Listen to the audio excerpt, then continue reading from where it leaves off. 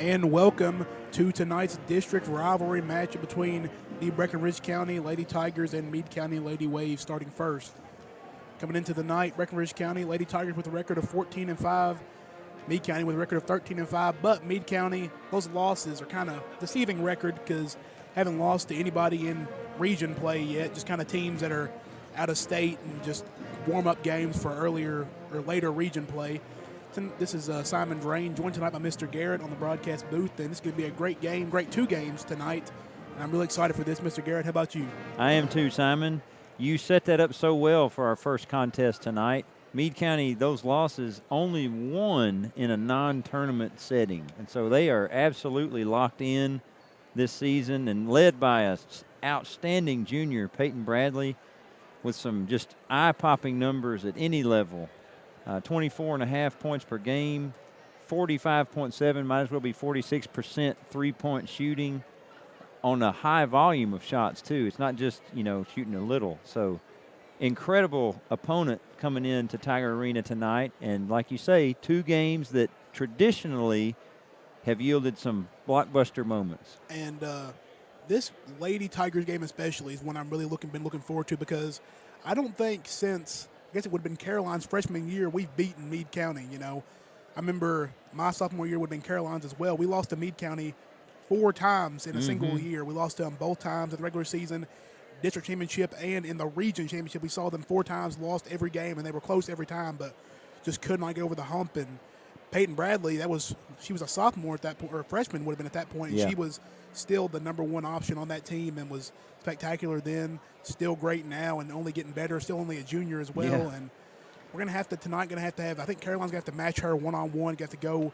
star power for star power, number one option versus number one option, and go match her production. But, not to mention, we haven't mentioned Paige Medley, 17 points per game as well as a second option. And we're going to come back with some more analysis. We're going to have a quick break for the presentation of colors and the national anthem. We'll be right back.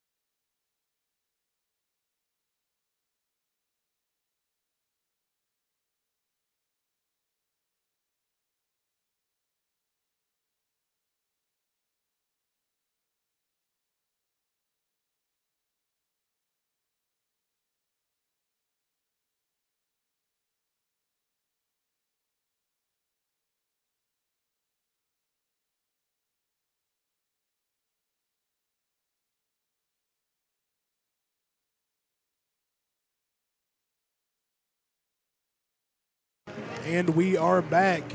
Just under 5 minutes to go now until the beginning of the first game.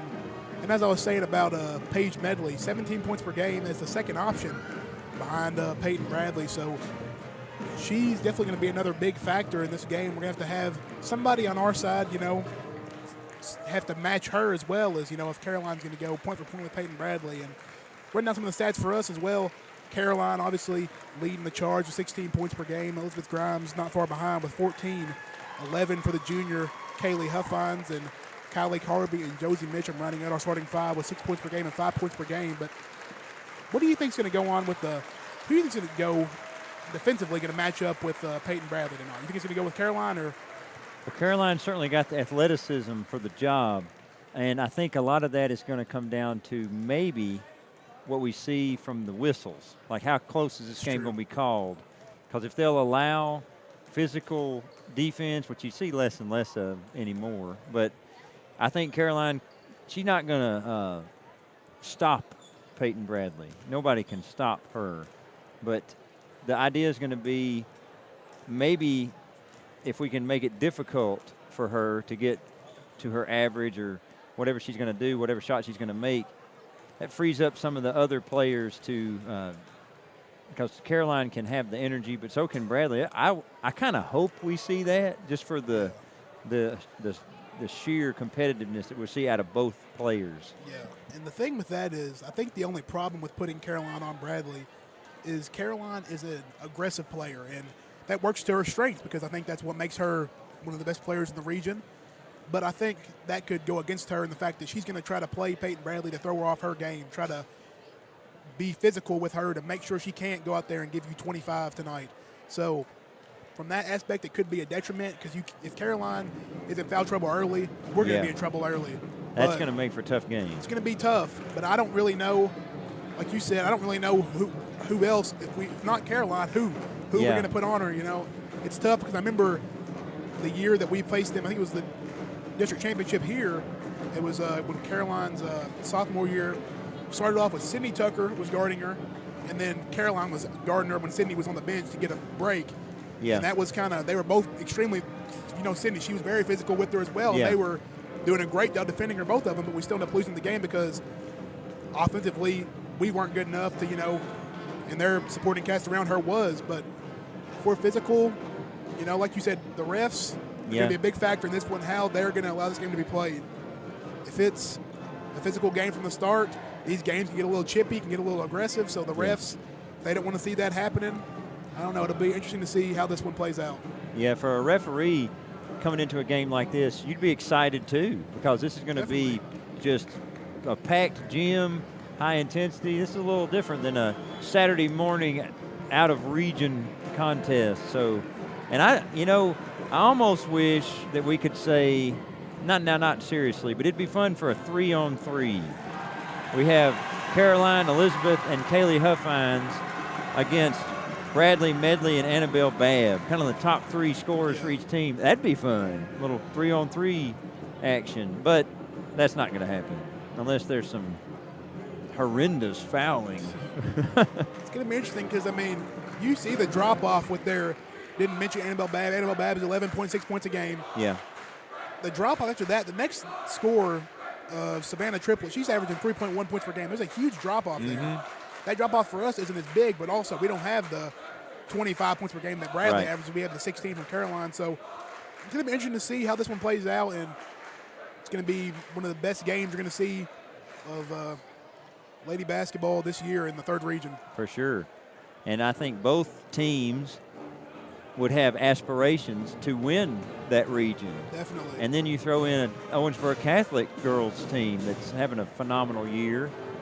Never mind what could happen in postseason tournament anyway. So this, I think, from a girls basketball standpoint, I think let's take girls basketball out of it. From a basketball standpoint, this region is amazingly competitive, and especially with the teams we're about to see here. And our girls team, we've been, I think, a region favorite for the past decade. We just haven't got it done, Yeah. Especially with, I think, Isabel, when we had Isabel, Aaliyah, that time their senior year, we were a big favorite. We were upset multiple times.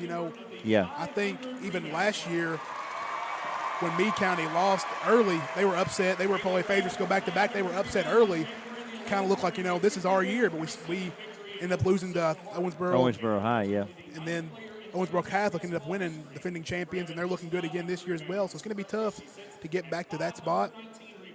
But I think it's definitely doable, and it's going to be – this game could be a good indication of where we're at. Yeah. Simon, we're seeing some accolades. Kaylee Huffines, 500th rebound recognized, and there's Caroline for 1,000-point club. I got a question for you. What do you think about doing this before the big circled game on the calendar? There's been games. There's definitely been. I think maybe because this is the game that they knew was going to be a packed house. That's a fair point. Caroline, yeah. Everybody can get the recognition. I hear you. Interesting choice for sure. Could be extra motivation on the Meade County side, but yeah. As we're about to see the starting lineups, I'm so excited. I've been looking forward to this all day, and not just because it was club day. I love club day. How do you feel about club day, Simon? I'm not a big club day guy. I don't partake in very many of them, but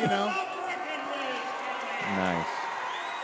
Well, let's meet the Lady Wave, Simon.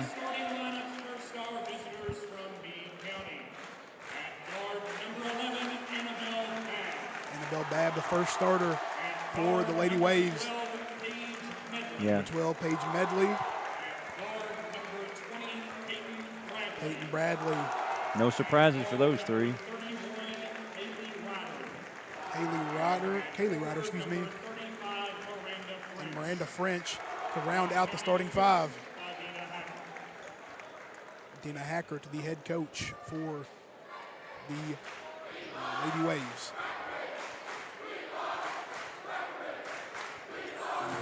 I wonder if we're going to cut the lights. I don't see our usual spotlight operator over there. Yeah, I don't see. So maybe not. Might be for the best. It's so crowded.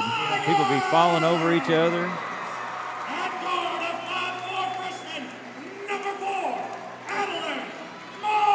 Adeline Mormon in the starting lineup tonight.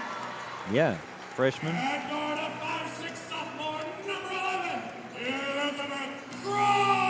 Elizabeth Grimes, the second starter announced for the Lady Tigers.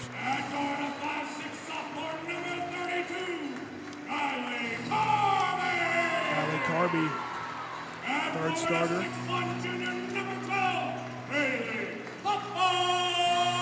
Huffines, and the last starter, Caroline Lucas for your Lady Tigers.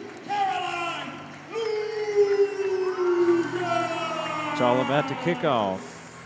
And I think Adeline Mormon in starting five going to be for offensive purposes. She's got the capability of knocking down a three-point shot. For Josie Mitchum, though, thinking about it now, I think Josie Mitchum probably would have been the best alternative to guard Bradley if they weren't going to go with. She's got the size, she's got the athletic ability to stay with her, but. Yeah, you mentioned earlier Skylar Tucker also kind of in that Josie kind of mold, pretty aggressive agitator. Skylar also a big club day fan, for what that's worth, as we're getting ready to tip off here. Caroline and Babb going to tip off. Lady Tigers get the tip. Elizabeth Grimes starting off, guarded by Kaylee Ryder. Ryder guarding her closely. Grimes gets past her, dump off pass, lob pass to Huffines. Huffines goes up strong, no good. Bradley up to Babb, back to Bradley. Thought about the three. We'll start off with Grimes guarding her. She is going to be stripped by Caroline. Yeah, I'm surprised that Bradley didn't let that go because a she shooter had the like transition. her. Yeah, I thought it was going to be a quick start for her. It's the best time to let it fly. This game's a big field. We got the fans all around us, the fans behind us tonight, I know, too. This gym is loaded. Medley splits the defense. Tough move. Shot was missed. Carby going to get it to Adeline Mormon, pushing it up to Caroline. Huffines calling for the ball. Can't get it to her. Gets it over to Carby. Carby now going to drive on French. Get over to Mormon. Thought about the three. Get to Caroline. It looks like Bradley is matching up against Kaylee. Caroline going to go up strong on Babb. No good. Going to get it over to Ryder. to Bradley. The switch Huffines on her. Tough reverse layup. No good. Yeah, so far both teams unable to get that first shot down. Not for lack of trying. Defense at a premium tonight. Huffines now. Going to get it to Grimes. Grimes going to drive. No call. Physical basketball being played here. Medley now going to drive on Grimes. Get it over to Ryder. The French. I'm going to get a travel.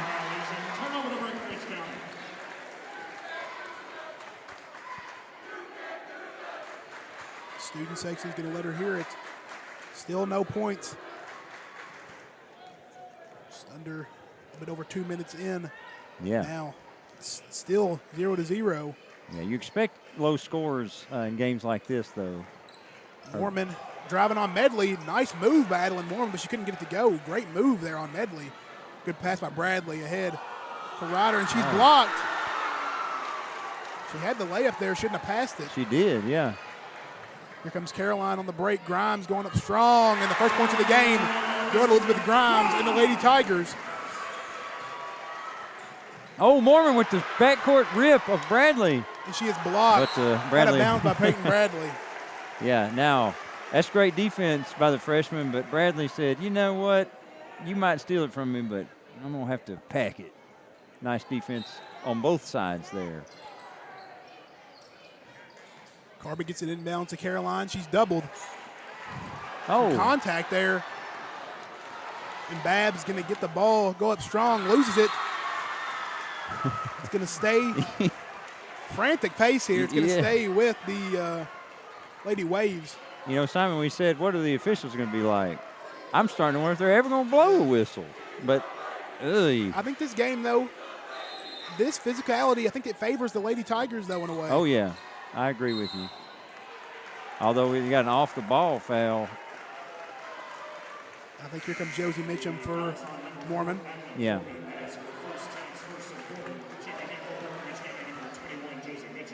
It's a good tone set, though, by the freshman Mormon. Aggressive defense. Bradley gets the pass to Bab. Bab slips past Huffines. Some contact there. Yeah. And there. French gets it no good. Meade County can't seem to buy a bucket right now. I know. Grimes take the three, pull up. It's good. Elizabeth Grimes. One lady show right now for the Lady Tigers, all five. We kind of have to pinch ourselves and remind ourselves we're only 3 minutes into this game. It's a long way to go. As that's a turnover. Lady Tigers getting fired up now. Locked in defensively here. On that little transition play, Josie kind of did a little screen on the break on Ryder, got Grimes wide open for the three, and she knocked it down. Yeah, even though she's a sophomore, she's no stranger to playing big minutes. She's been in this situation many times before. Caroline spin move. That's double dribble, yeah.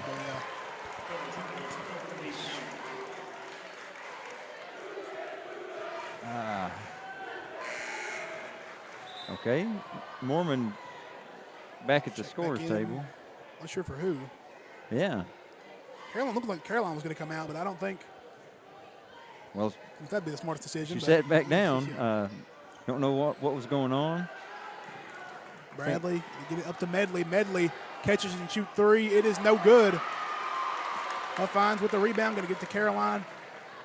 Caroline, a little contact there from Ryder. Grimes, kick it back up to Huffines for the three. Good.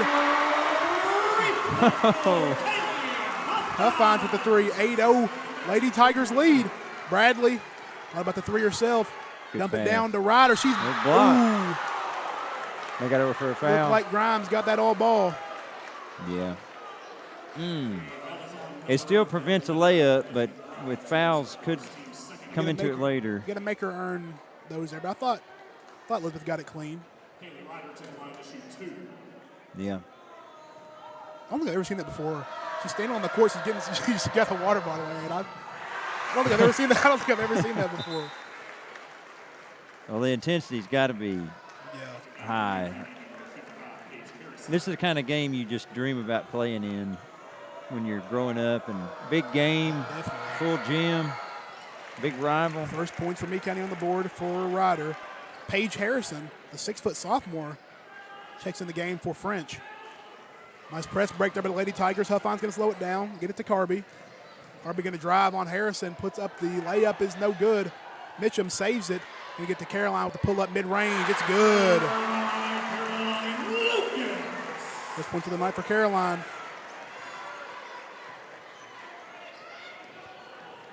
Bradley double-teamed. Babb now going to drive. Just taken from her. She's out of bounds, it looked like. And a double dribble. Lady Tiger defense smothering right now. The physicality in this game. Whoa.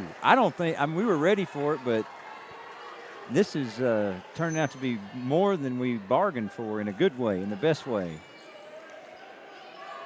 And the Lady Tigers, I think it's on the catch. They're sending two at Peyton Bradley every time. And I think that's the smartest thing Coach Mormon could have done. Looking at this roster, you can't let her beat you. Somebody else has got to beat you, and that's what Chad Mormon's doing right now, and it's looking like a spectacular game plan so far. So far. Carby looking to get the ball in bounds. Tough spot to get it in. Nice idea from Josie Mitchum, but couldn't get the pass to go. Bradley on the break. Pull up mid-range for Peyton Bradley is short. We're going to get a foul on Josie Mitchum. Yeah. Now, for a player like Bradley, she's not going to have that off of a night the whole game. She can't do everything, though, herself. It's going to have to be who's going to step up. And I think sometimes you can kind of get too reliant on one person to do it all for you, and that's what you're used to having. Medley trying to get open on Carby, can't get open there. Great defense by Kylie Carby on Medley. Nice pass by That's a good look. Medley. Great pass from Medley to Harrison.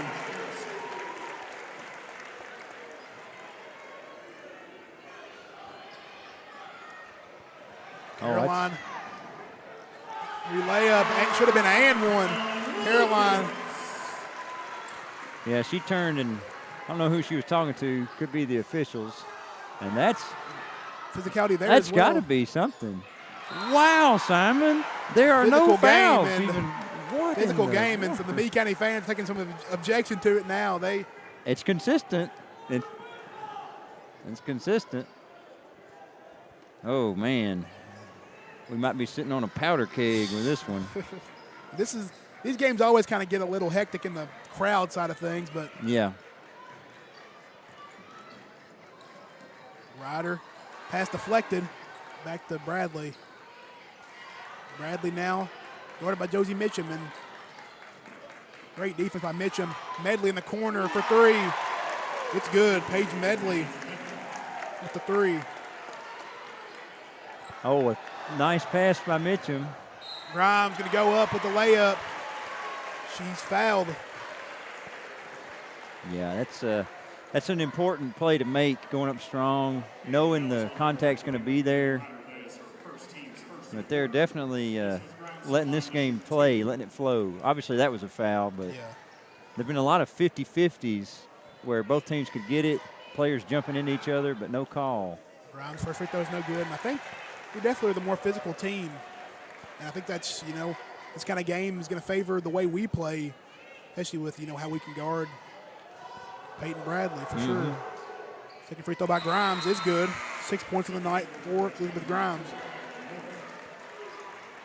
Adlin Mormon going to come in now for Kylie Carby. Showing some pressure here, Simon. Grimes guarding Bradley. Nice trap there by the Lady Tigers. Going to get a walk. Lady Tigers defense right now is as good as I've seen it this year. Just firing on every cylinder. And we said it was going to be needed. I mean, any absolutely glimpse, any glimmer, Bradley's going to exploit it. Bradley still not in the scoring column yet in tonight's game as Adlin Mormon looks to drive. Physical there. Caroline gets take the three, top of the key, long. Nice Tip by Mitchum. Grimes now going to get it over to Mitchum on the drive. Mitchum is hacked. Great possession by Paige right Harrison. there, Josie. Nice tip out by Mitchum. And Nice pass there by Grimes. Get it to her on the drive. And draws a foul. Going to get to the free throw line. Mitchum. First free throw is up, and it is long. No good. Minute 50 to go here in the first quarter, 13-6. Mitchum. Second free throw is up, and it is good. Mitchum's first points of the night. Ron Ratajkowski and Kylie Carby coming in the game for Grimes and Huffines. Yeah, Grimes and Huffines both having their presence felt. Let's see if Meade County can put something together while they're on the bench. Oh. At you maybe could have tried to get that one there. It's kind of a hard angle to see, but. Yeah, it's one of those maybe thought there was more room, but the pass drifted a bit. Oh, wow.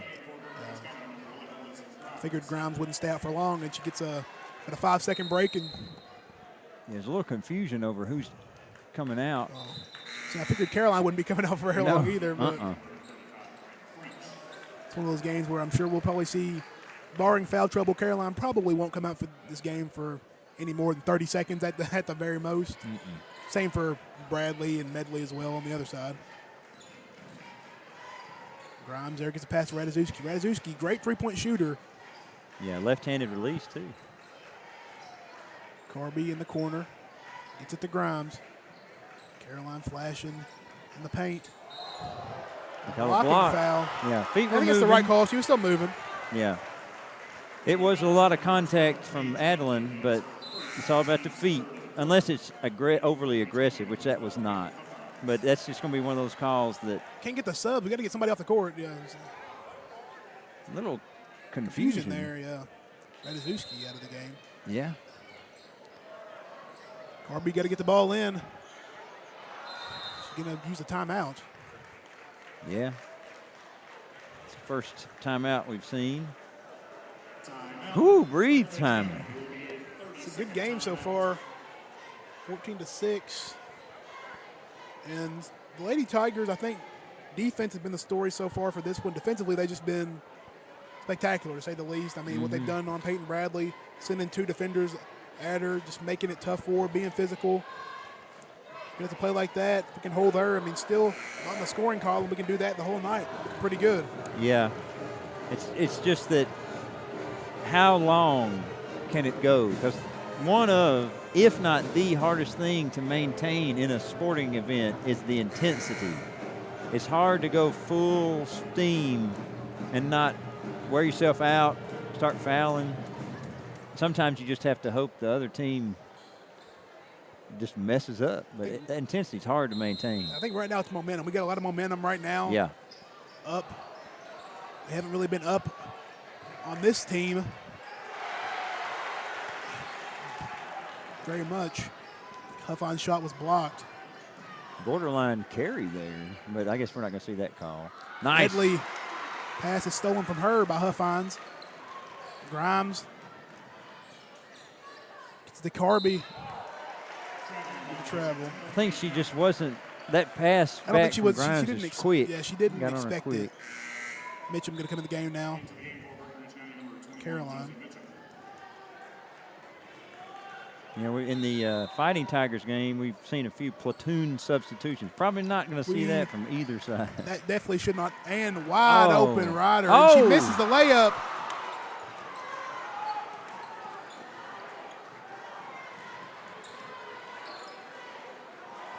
Smoked a wide open layup there on a great look from Peyton Bradley. Adeline Mormon now putting the pressure on Bradley. Almost poked it. Good defense once again on Medley, being physical, but refs are letting it slide. Nice screen there from French. Oh. Look at the defense of the Lady Tigers. Trying not to foul here. Oh, yeah. Got to finish the quarter, though, but great stand so far. Bradley looking to get open, can't do it, gets it back. Deep three by Peyton Bradley is no good. Rebounded by Ryder, going to get the bad free throw line jumper is no good. Rebounded by Medley, her jumper, no good. Lady Waves can't buy a bucket, and the Lady Tigers in the quarter, 14-6. Spectacular first quarter by the Lady Tigers. We'll be right back for the second quarter of action.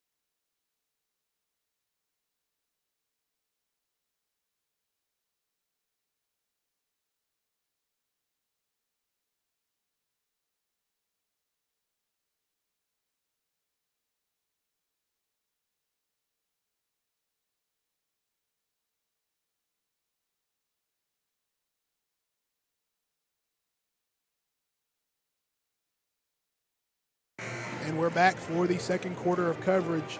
14-6, Lady Tigers in the lead. Mr. G, what are your main takeaways from that first quarter of play? Well, I think if you're looking at trends and how games are going to play out, I don't think Meade County is going to be that poor from the field for the rest of the game. I also don't think that our defensive intensity, unless some second reserve is found, I don't think we can keep it up. So I think right now it's important for Breckenridge County, don't play that scoreboard. Don't think we got the lead. You play the game. I agree there. Can't let off the gas. Adeline Mormon, the defense. Don't throw the ball at the official. Got to chill on that, and the referees want to tech, and he didn't call it, but that's if we were watching the NBA, that's an automatic. Yeah, you can't do that. I understand her frustration, but got away with that one. Referee. He looked at her for a little bit.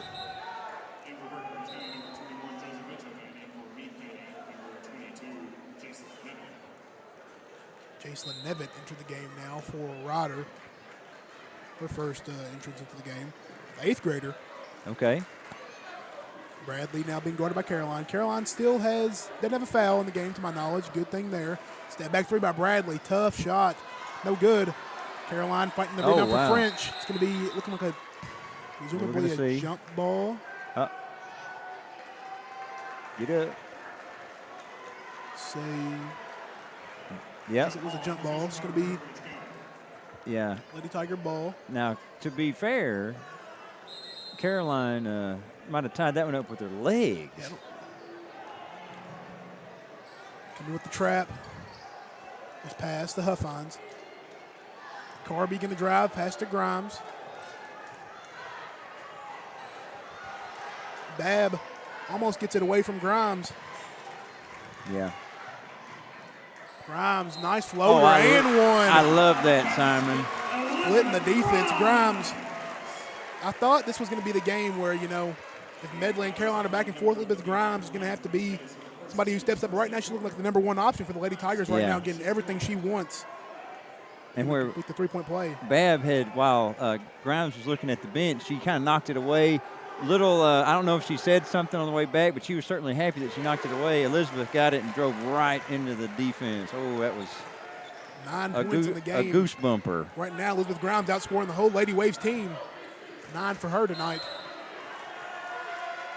It's like a timeout. 17-6. Lady Tigers up. Full timeout. I don't know if you're a much younger fellow than me, Simon. I got to make it through this night. My heart already. Woo! You gotta remember, this feels like it's just a big game. We got another game coming up next. I know. This is first half. And I think what makes it so intense is that rivalry aspect. For sure. Both teams, you don't want to lose games like this. And both fan bases, you don't want to lose games like this. And honestly, I think it's the fact that another thing for us is we haven't beaten Meade County, your girls team. It feels like they've been just like unbeatable for us these past 2-3 years. And they kind of have the same. Obviously, they lost. I think the big loss they had like Maddie Clanton, different players. Yep. But I mean, the main Peyton Bradley, the main player for that team, been there freshman year.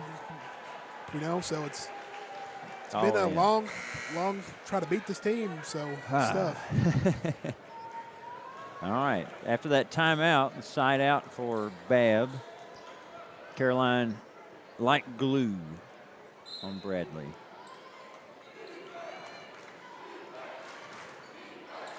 Listen to Simon. I'm sure Caroline loves to have for sure. Babb going to drive. Tough shot. Tough shot. Might have been an and one there. I maybe, thought so too, Simon. Tough shot by Babb. Her first points of the night.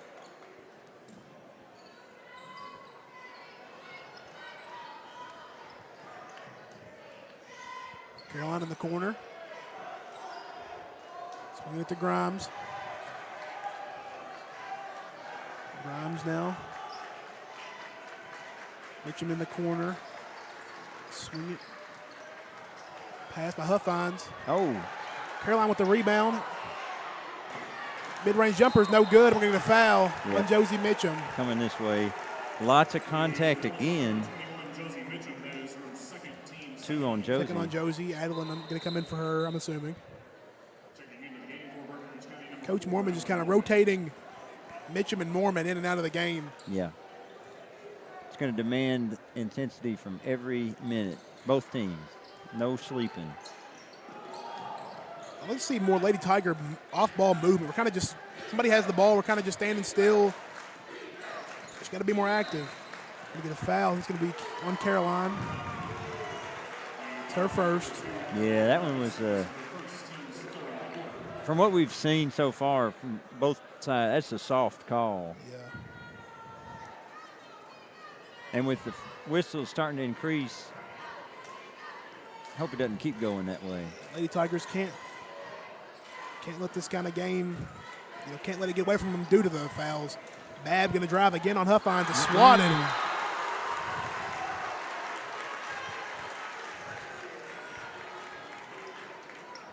And that's a great, shot blocking clinic. Just because you get by, Bab got past her, she got her when she went up with it. That's a great block shot. Great way to block. Huffines now guarding Bradley. 3, no good. Caroline with the rebound. She's looking to push. An offensive foul on Caroline. That's her second. That's 2 in about a minute. It's 2, and I think that might have been a little bit of embellishment of the contact there. Yeah, the way the Lady Tigers are playing, it was going to take some kind of something to change. Yeah. I have to remember where we are, Simon, and what we're doing. So, but yeah, a little embellishment. I could see it with you. Yeah. But, I mean, I don't think there was really an overextension of the arm either. It's Medley with the layup. Lady Tigers got to stay composed here. This is where this kind of game can get away from you with Caroline on the bench. I like to see Huffines get the ball in the post more as Rowan comes in, takes a quick 3, no good. See, Huffines hadn't gotten very many post touches this game. Let's see more of them. Got to stop ball. Bab had a close lane to the rim there, but she kind of just pulled it back. Bradley, still no points on the night. Bab. Nicely Over worked. to Medley. Medley's 3 is good. 8 for Paige and Medley. Lady Tigers got to get some offense going here. 17-13. Rowan's 3. Long. Lady Waves on a run here. Bradley. Yeah. I don't think that was much of a foul there. Thought it was a straight up from Rowan. Yeah, now this is concerning for Breckinridge County, not just the run happening, but for a great player who's having an off night, the best way to get going, free throws. To the line, yeah. And she's not going to miss these. She's nearly automatic for the season. Announcer jinx. I'm sorry. Classic. That This was is one not of those games where you like it to happen in this scenario. Yeah, that was not my intent. She is a remarkable free throw shooter, 89.7% on the year. Second free throw is good for her. First points of the night. It was 17-8, 6-0 run. It's going to be Lady Waves ball, and I don't know how long you can keep Caroline Lucas out of this game. You don't want her to pick up a third foul, but No. it's a tough situation to be in here. I think if you can keep the score here, maybe till the end of the half, you maybe can keep her out for the rest of this half, but I don't know. With her on the bench, it'll stay a 3-point deficit. Now this is going to be a jump ball, same with Meade. I don't know, Simon. I hate to do too much future telling, but I feel like we're about to see a Bradley equalizer. After that free throw, she's going to shoot it if she gets a look. Oh. She gets the mid-range short. Rebounded by Harrison. Harrison gets it up and in. Lady Tigers might need to get a timeout here. Yeah, need to regroup. Our offense, like you say, is a lot of passing, not a lot of moving off ball. Norman Huffines. The zone of the Lady Tiger, or Lady Waves, excuse me. The 3-2, and Medley, there might have been a carry there, and she is fouled. Do you think, Simon, about how we and the in-house scoreboard is ticking. Okay, they finally stopped it. But think about how we built our early lead. A lot of open threes, knocking them down, shots going in, and now our offense is just kind of stalled. Medley's first free throw is no good. Yeah, and it was 17-8 in our favor just a minute ago, and now it's 8-0 run. Med looking tied here with this free throw. Yeah, and Caroline's back. You got Josie out there with 2 fouls.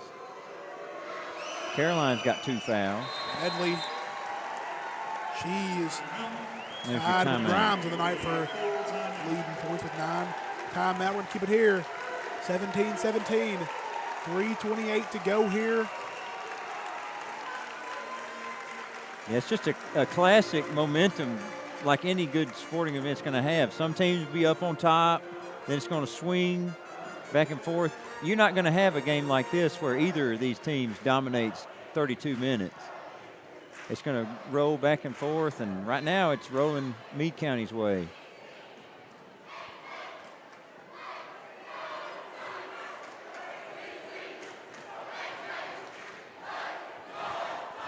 This is one of those games where it feels like, the way you kind of touched on it earlier, the way Peyton Bradley's playing so far only has 1 point through almost the first half. And you're tied, 3:28 to go in the first half. This is one of those games where it's like you can't really afford to let this one slip away the way Lady Tigers have been doing. Yeah, it's going to have to be offensively, though. What are we going to do? This looks like some community pizza going around the pep section. Oh, it's like watching, I don't know, being devoured over there. Let's get back to the game. Caroline now, pull up mid-range J, no good. And on offense, I'm not sure if they'll go to Caroline on Bradley. They will. Yeah. It's going to be a tough task. Harrison now, another layup for Paige Harrison. She's 3 layups for her, point-blank range at the basket. Yeah, she's only averaging 1.6 on the season, already up to 6 points. Lady Waves with their first lead of the night, 19-17. Lady Tigers got to end this half in a strong way.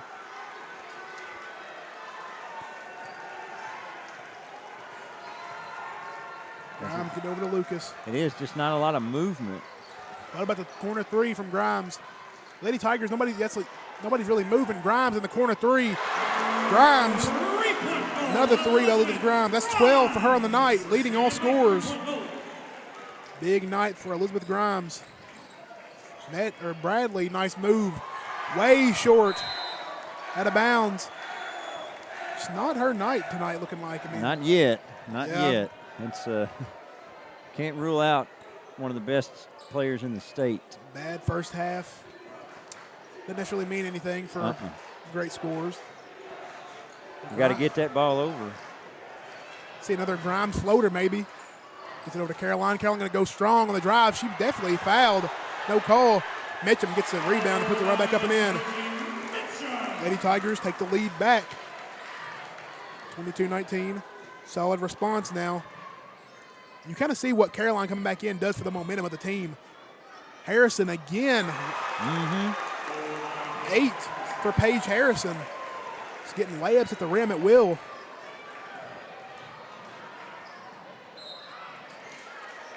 Nice drive by Caroline. They're going to go to the line and get 2 free throws.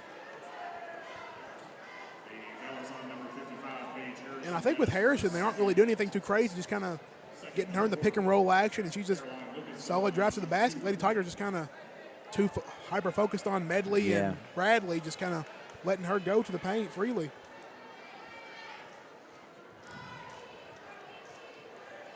Yeah, looking at Caroline's getting ready to take these 2 free throws. First one going in. Elizabeth Grimes just loves a district game. Her career high is 20 against Hancock County last season. And I'm not going to say she's going to have any extra pressure to do something special tonight, but she's showing up. And she's on a good pace to, break that maybe potential career high in one of the biggest games she could play in. So, yeah. And Bailey Brown's checked in to the game, and Caroline's having a seat. I think just try not to pick up that third foul before the end of the first half. Babb now. Back down to Harrison. Bradley. Just slipped out of her hands. Well, the pass might have been tipped, but I think she kind of went up and she was in between the shot and the pass to Harrison, but realized Huffines was kind of there, so she kind of just didn't really know what to do with it.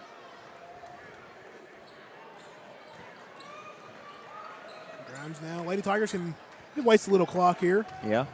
Don't gotta rush. Honestly, it wouldn't be the worst idea to just kind of just let it go. You have no shot clock. Hold the ball. Huffines going to go up with the tough shot over Harrison. It's 5 on the night for Kaylee Huffines. Yeah, nice feed from Bailey Brown. Bradley. Might have been a double dribble. Lots of contact. Harrison misses the layup there. Medley splits the double, tries to get to Harrison. Wasn't a bad pass, she just wasn't expecting it. Yeah, good look. Babb now gets to Harrison, and her layup is good. Harrison, 10 points. All layups. Yeah. This has to be one-shot territory here. Yeah. Gotta get it across. Yeah.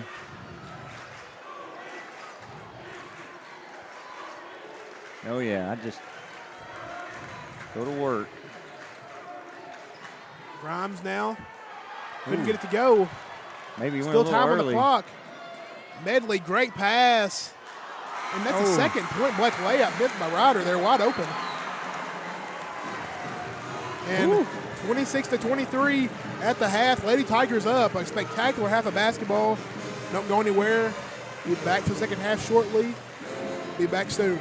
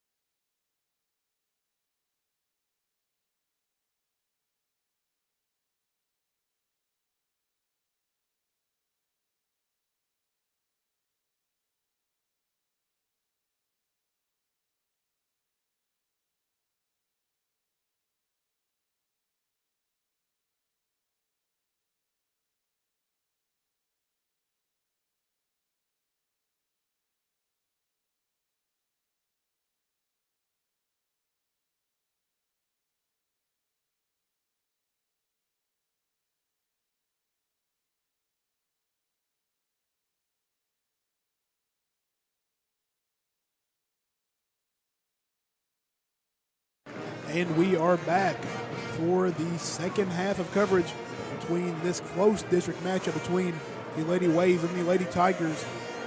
Lady Tigers up by 3, 26-23 in the first half, led by Elizabeth Grimes with 12 points, and she's been great tonight. So far, so good as far as Grimes is concerned. Leading the way for the Lady Tigers. For the Lady Waves, to be kind of a more unsung hero. That's going to be Paige Harrison, who came into this game averaging 1.6 points. She leads her team with 10. Big game so far for Harrison. And worryingly for those in maroon and white, Bradley's got 1 point. Yeah. This game will not end with her having 1 point. Yeah. I don't think this game's going to end with her having under 20 points. I just feel like she's got a lot that's about to happen, and it's going to be up to Breckenridge County to sort of stifle. And it worked first half. You couldn't have asked for better. Hold Peyton Bradley to 1 point in the half. And I think, if you told Coach Dina Hackert that Peyton Bradley's looking to score 1 point, and by halftime you'll only be down by 3, she said she'll probably take that any day of the week, Oh, yeah. So, Lady Tigers starting off. Caroline and Josie Mitchum both do have 2 fouls. Josie's on the bench to start off the half. Caroline is not. I think Caroline the ball there. She's calling for it. Yeah, a lot of physical play. Got to watch out. Grimes, 3, no good. It's going to stay. It's going to stay. Thought Adeline might have touched tipped it, but pulled it's away. Stay here. Yeah. With the game Elizabeth Grimes had, or the half, I expected that one to just be nothing but nylon. Carby. Try to get it to Grimes. Couldn't get it to her. Medley's going to split a double team, and nobody's there. Speed down the court with Medley missing the left. I think she was going a little bit too fast there. We're going to get a jump ball. Yes, we are. Meade's going to keep it. That was you could see Kaylee in the corner just face guarding Bradley, but it left the lane wide open. Just fortunate that one wasn't converted by Medley. I feel like Medley, honestly, she didn't have to. She was going, I think, a little bit too fast for herself there. She didn't have to go that fast. As Grimes with the steal. She's going to attack here. She draws a foul. I think that's probably. It looked like Bradley reaching in. We'll see. No, they gave it to Ryder. Second on Ryder, but Grimes will go to the line.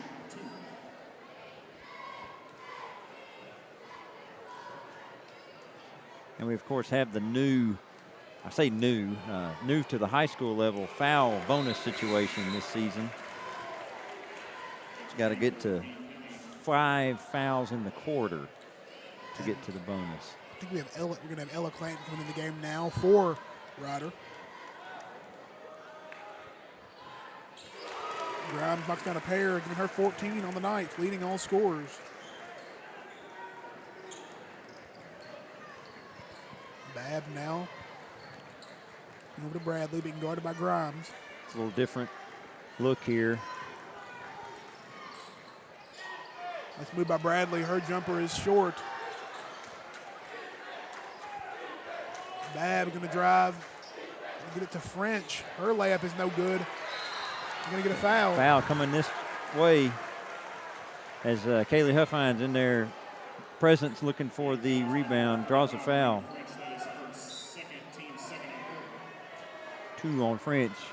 And Meade County kind of sleeping on the inbound.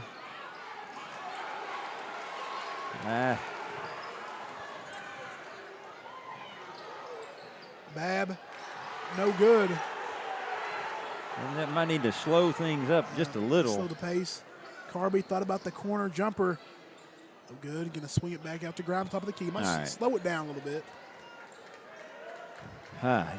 Among other things, it gives us a chance to take a breath. Still want to see some Kaylee Huffines post touches. She hadn't even hit the ball at all in the post. And this year, pretty much every game, especially we've called together, we've been adamant on getting her the ball in the post. Carby looking to drive. Got to be a foul there. Late whistle.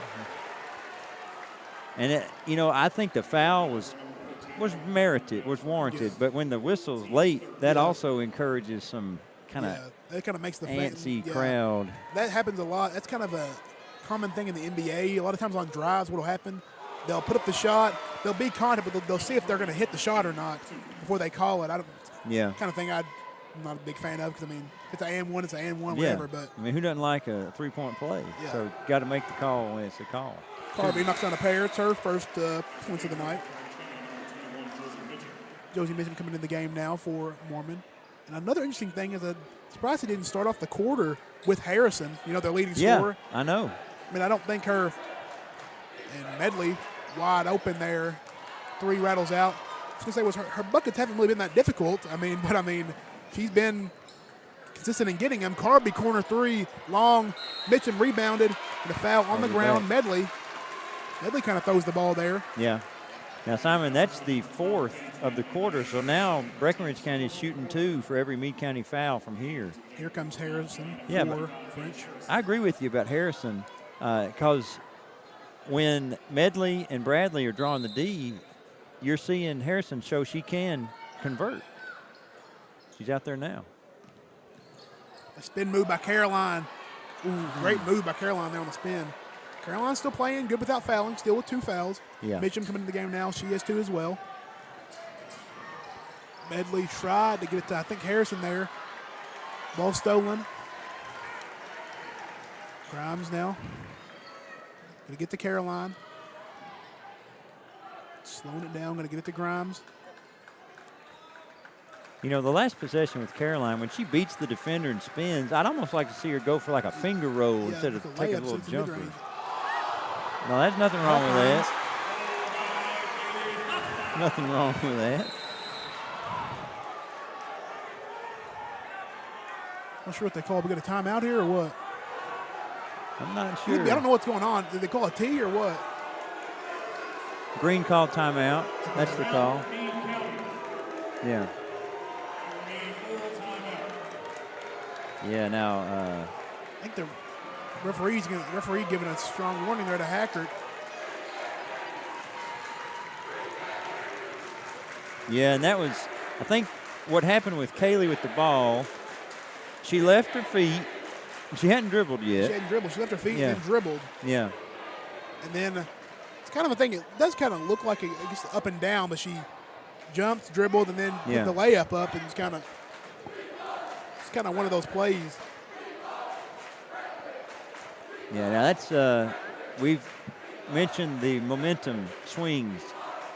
First quarter, we were in the superior momentum. Second quarter, Meade took it back at one point, taking the lead. Yeah. And now it's swung back. It's going to swing again. It's just about weathering the storm. Was it 32? I thought it was 23-30. I thought they might have just. I don't know.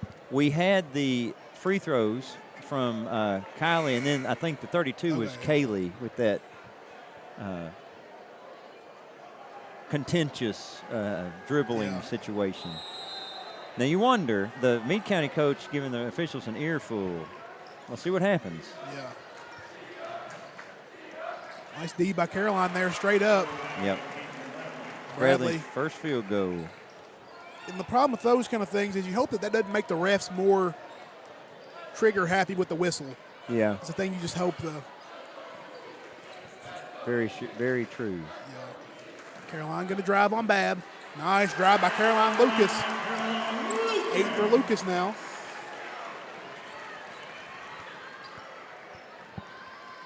I'd like to see Caroline do that more. I don't think there's many people who can guard her speed on the drive. Just put her head down and get to the basket and get the layup. Babb now going to drive. Her layup is good. 4 for Babb on the night. Getting a little back and forth feel now. One thing about Elizabeth is she has very good change of pace. It's a nice pass by Mitchum. Saw it right there, speeding up, slowing down. Made the pass to Mitchum there. Get back and forth action now. 36-27. Under 3:50 to go here in the third quarter. Medley sizing up Lucas. Watch out, Caroline. 2 hands in the back. Babb. Collision there. Medley with the layup, no good. Yeah, that was Bradley and Caroline colliding.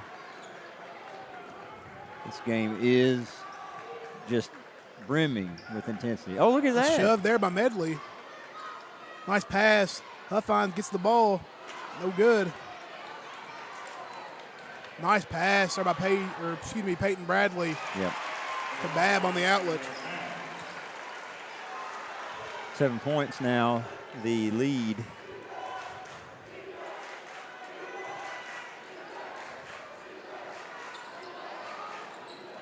Nice basketball from the Lady Tigers there. Nobody putting it on the ground. Mitchum.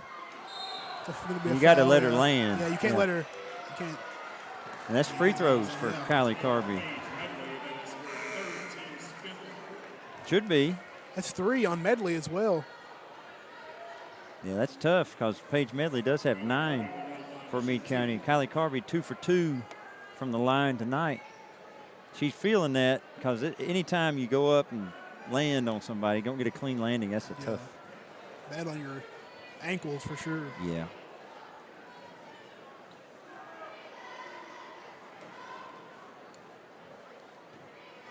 Carby, first free throw is no good. That was one of those that about maybe half an inch shorter, it's in. Just comes off that hard. And Ryder going to come in the game now for Clanton. Medley going to stay in the game now with 3 fouls. Yeah. I say go right at her. Carby's second free throw is no good. Caroline might have got over the back there, but yeah, and that would have been a tough one to give up, unnecessary. Lady Tiger lead still 7. Bradley now, switch. Harrison, tough layup over Caroline. Picking up where she left off. 12 points. She might have just earned her way into the starting lineup for the rest of the season, win or lose in tonight's game. Yeah.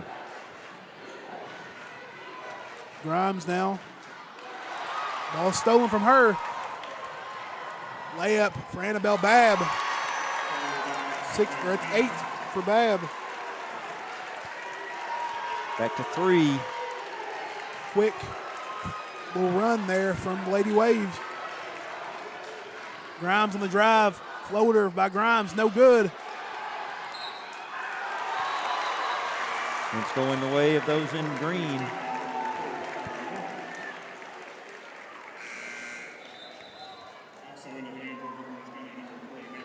Got Bailey Brown and Adeline Mormon coming back in.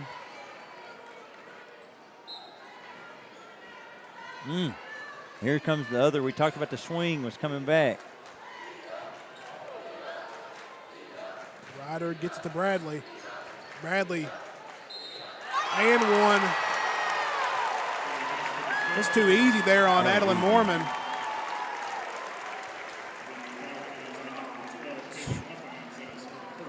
First on Huffines. Yeah, Bradley's about to tie it up from the line. I'd say there's no way she misses this one.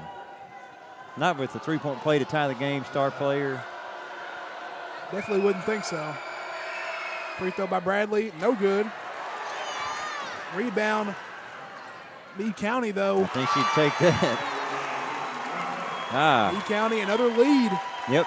Lady Tigers just up by 7, down by 1 now. Got to be more efficient on offense. Meade County just doesn't go away. Mormon is going to drive, is fouled. Okay. From the coaching side, you can have no complaints over a player driving to the basket and drawing a foul. That's always welcome.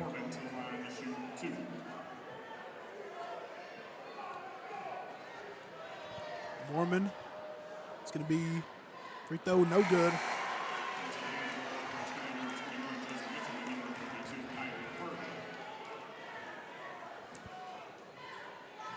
Huffline's going to take a break. And Mitchum going to come in for her. Excuse me, Carby in for her. Second free throw is good by Adeline Mormon, 37-37.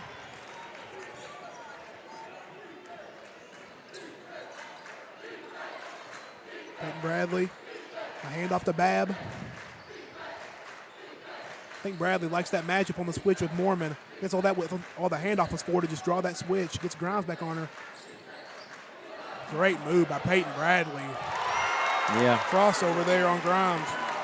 Grimes did a great job defending her all night, but just a tough move by a great player. When you got a player that can manipulate the ball like that, who can finish at the rim like she can. Grimes, corner three. It's off. Might have been blocked. They're going to give it a jump. Jump ball.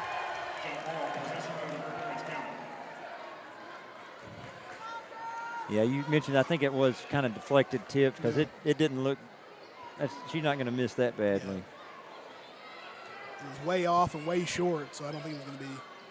Got to get the ball in. The pass. Josie Mitchum with an easy layup. They caught Harrison lacking there. Yeah. 7 on the night for Mitchum. Tied 39-39. Eddie Waves, I'm sure, will hold for the last shot. Oh. Pass too high. Peyton Bradley. Yeah, that one-handed, left-handed pass off the dribble. I think Medley did get 2 hands on it. Yeah. But now Lady Tigers maybe, Simon, hold for one. Definitely should hold for the last shot. And slow it down if you're Grimes, I think, but she's hacked. Draws a foul. She was fouled. Yep. I think that's a good call there.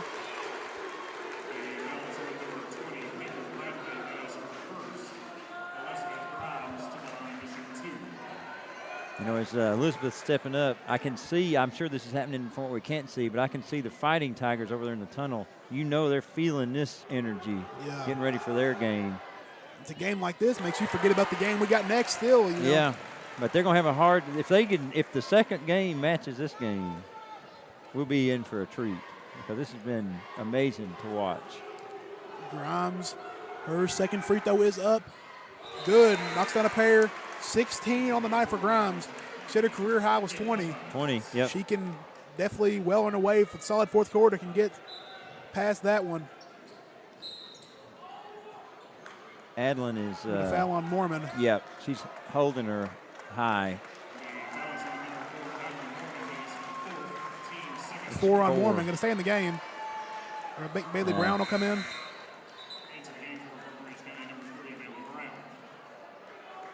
I'd say that probably she was definitely holding her, but I mean that's been going on all game. You can call that a lot of times on any inbounds play. You can probably call it right there on Bailey Brown if you wanted to.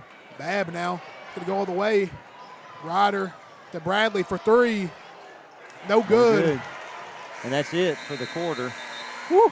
That's a great look that she had. 41-39 going in to the fourth quarter. Going to keep it here. Yeah, Simon, I've been looking. First quarter, Breckinridge County 8-point lead. Second quarter over, that lead was down to 3. Now it's down to 2. So Meade County's been chipping away, and Bradley started to get it going. She got 8 points in that quarter. Finally getting some shots to fall for her. Harrison continues. Those 12 points are massive in this game, and really that's what's enabling Meade County to stay in it right now. And from the Lady Tiger standpoint, it's Grimes with 16, but Huffine 7, Caroline's got 8, Josie Mitchum 7. I'm just rattling off numbers. I can barely breathe and think. I think this is the time going to the fourth. Is going to be a heavy dosage that Caroline Lucas needed in this quarter. You know, she's had a pretty good game so far. Good defense on Bradley. I think that's probably 8 points, but I mean, when you're putting that amount of effort defensively on a great player like that, as long as you're preventing her from scoring, it kind of weighs out. She's got 8. Bradley has 9. I think this is going to be the time where we see her start to get to the basket and start getting her looks. Obviously, with what Grimes has done, Caroline hadn't needed to be that much of a focal point on offense with Grimes at 16. Nice deflection there by Kylie Carby in the steal. Carby splitting the defense there. Going to get the Huffines. Get it to Elizabeth Grimes.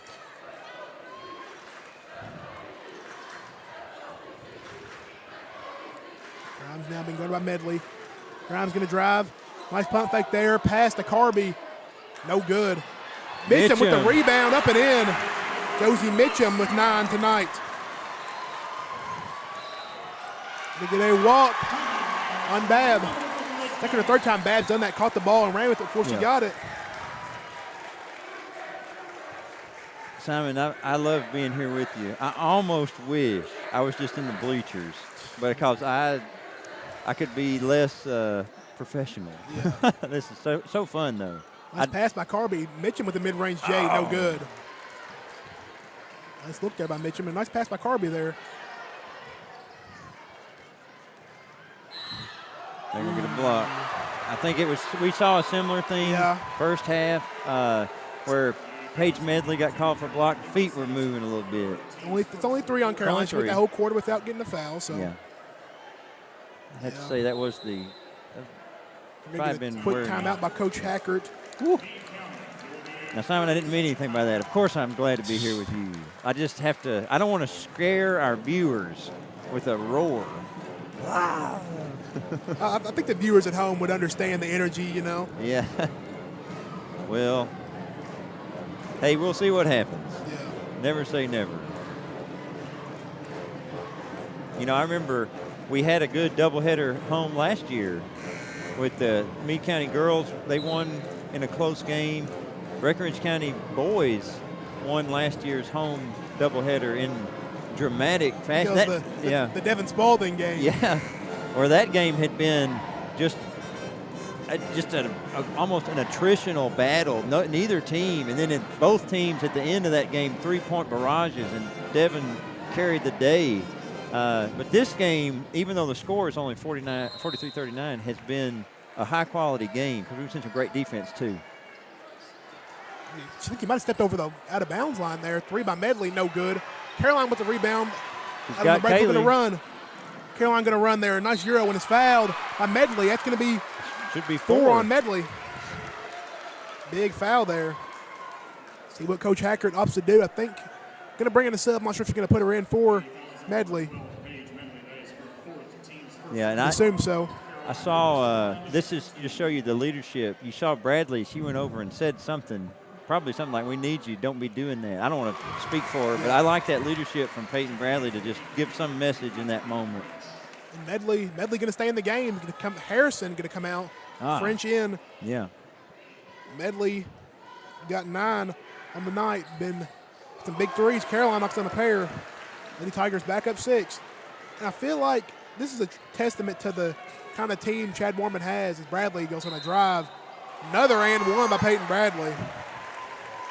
Yeah, you were saying something about that. I was about to say, Meade County, Lady Tigers have been up by about 8. Meade County comes back and storms back into it, takes the lead at times. The Lady Tigers still fighting and gets the lead back up. Just got to keep the pace and just stay with that. But Bradley with another and 1. Yeah. It's going to be 12 for Bradley on the night.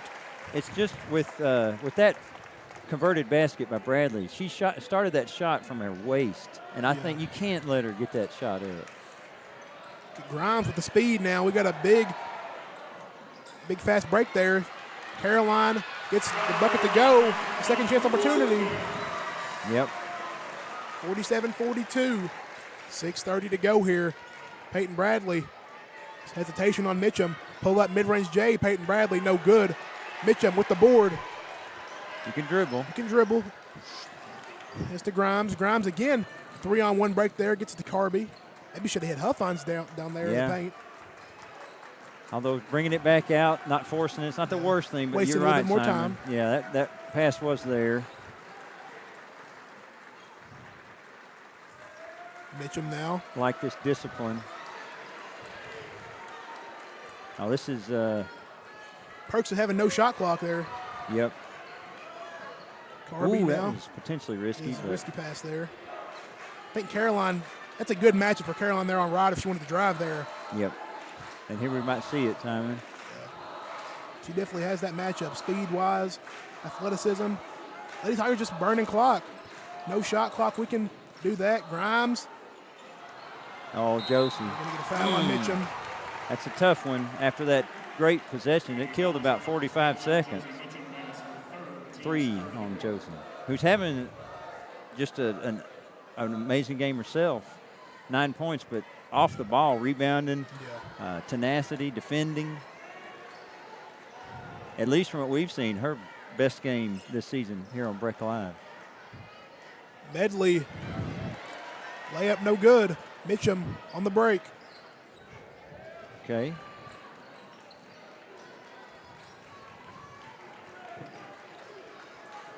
You can starting to feel the weight of the moment. The teams have slowed down considerably. Let's pass inside. Kylie Carby. Nice pass by Mitchum there. Bradley now. Get it to Babb. Runner no good. Short. Carby Rebound with the Carby. rebound.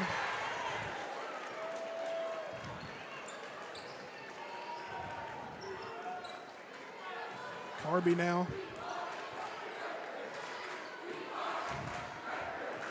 And if time of possession was a stat in basketball, Breckenridge County is sealing it this quarter. Mitchum thought about the three. Ooh. Caroline can take the three.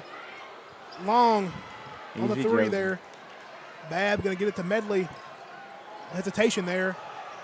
Oh. It's going to be offensive 5 on Paige Medley. That's the game for Paige Medley.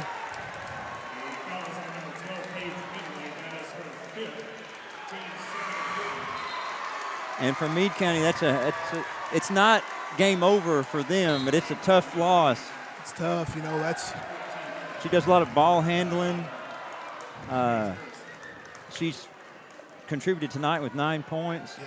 And just there, Caroline recovering back, staying low. You mentioned Caroline's speed. She's able to get to that position. And then Medley just tried to run through, and that's the way it goes. Still a long time. 4:12 to go. 7-point lead for the Fighting Tigers, Lady Tigers, 4:12 to go. With Medley out, the 2 offensive focal points.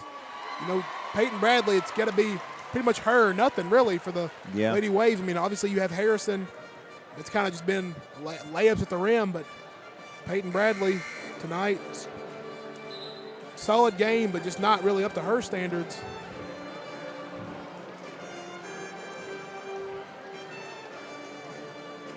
Yeah, band sounding good.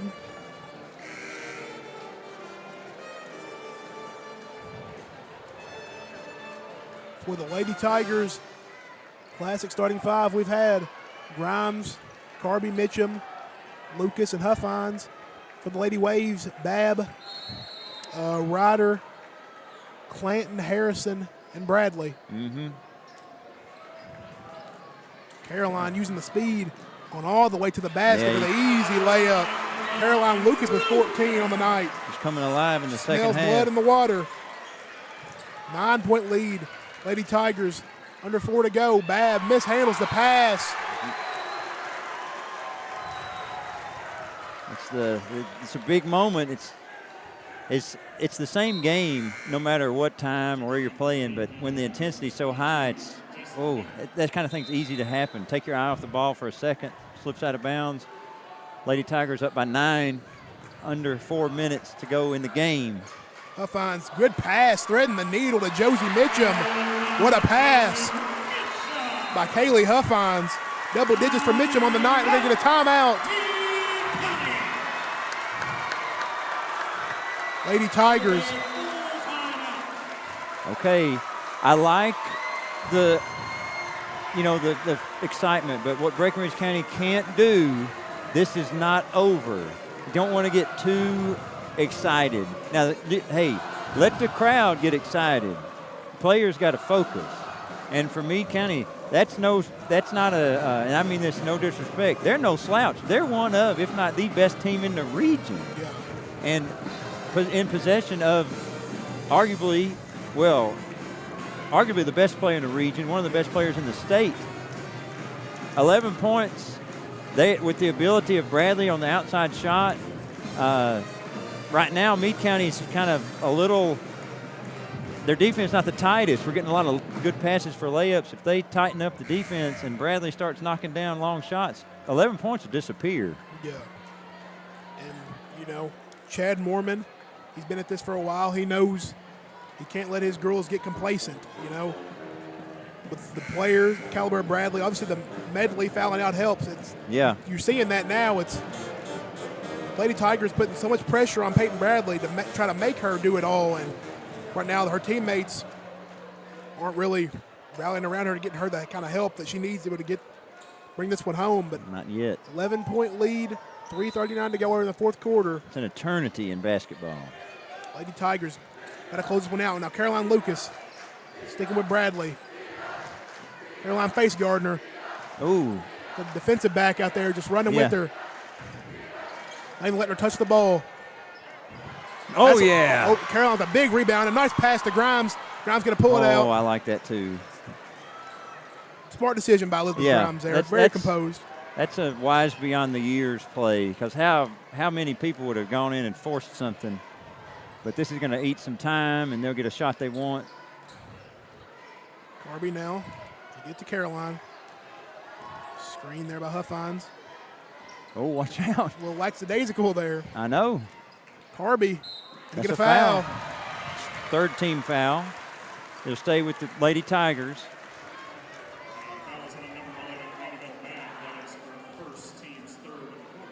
First on Bab.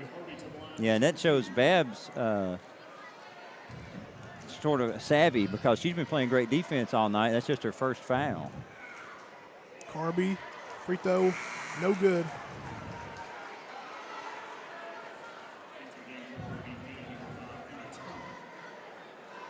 Emma Tanner, freshman, coming in the game for Clanton. Having to go into the bench with Medley fouling out. Her first appearance of the night.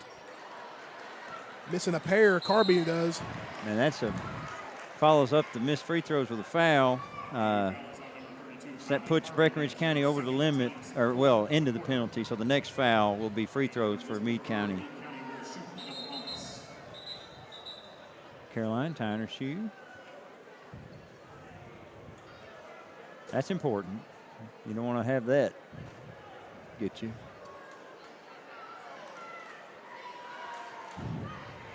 You know, this kind of moment makes me remember Velcro shoes. You ever have Velcro shoes, Simon? Maybe I was younger, maybe. Yeah, me too. Under 3 to go here. They get the pass in the corner to Tanner. Comes in, hits the 3. She was allowed a lot of space there. It was only a 2. I think he had foot on the line. It was only a 2. Foot on the line. 53-44. 2:30 to go. Tigers still up 9.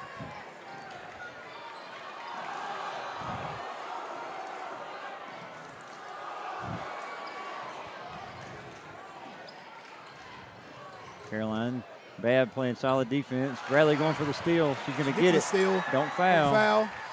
The layup to go. I think Caroline. Just get the ball to. I think get the ball to Elizabeth Grimes here. Grimes, the layup, 18 for Elizabeth Grimes. What a night for Elizabeth Grimes. And the best player on the floor tonight for both sides. Nice pass by Bab. It's a 2. Another 2 in the corner. We'll have a timeout, Meade. Yeah. Lady Tigers still up 7. 1:41 to go here left in the game.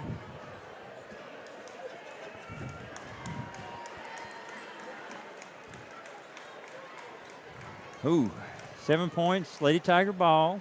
Meade County in the fouls to give department has 1. They've got 1 foul to give. Not quite ready to think about that yet, but they can afford to play aggressive defense to try to force a steal and not give free throws away one time.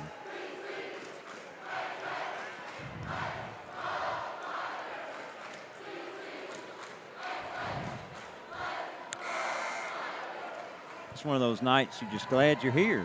Yeah. I mean, we thank y'all watching at home, but with, with sort of the professionalization of college sports these days, not that college sports aren't any good, but, and then obviously professional sports are professional. It's just fun watching pure interscholastic sports. Because all these folks were in school this morning, Simon. I love it. 55-48.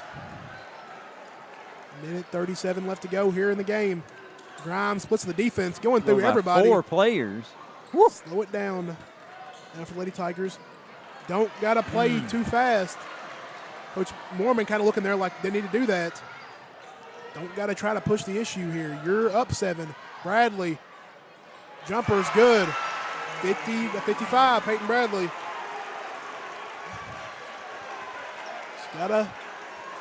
Lady Tigers just got to chill. They don't got to try to score. They just got to hold the ball. Yep. That's a tough place to pick it up, but they don't got to shoot it. Don't got to shoot it. Just got to hold the ball. There's the foul. Now, we've not had a game yet, Simon, that's gone to fouls to try to extend, but it is 2 shots every time.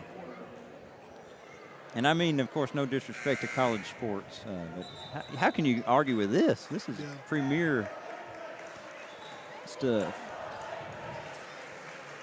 Now Lady Tigers got to get the ball inbounds.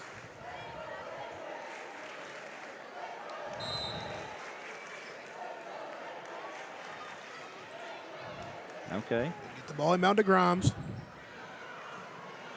Gets it to Caroline. She's going to the line. To the line now. And this is a chance to extend it to 3 possessions.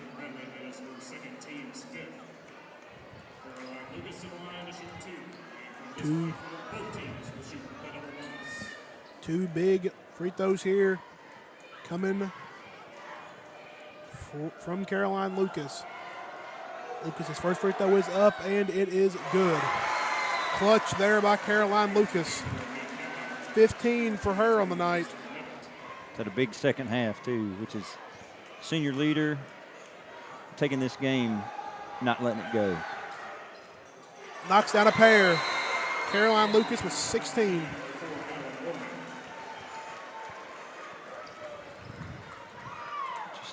Just under a minute here, Simon. 7 points. Caroline. Gordon staying with Peyton Bradley.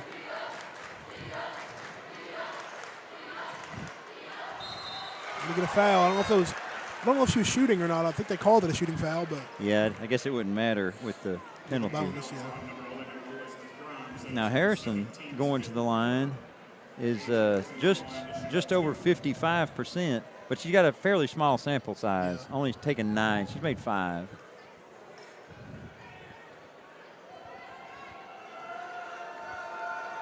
Harrison. She's had a big game so far. First free throw is banks it in. 13 for Paige Harrison.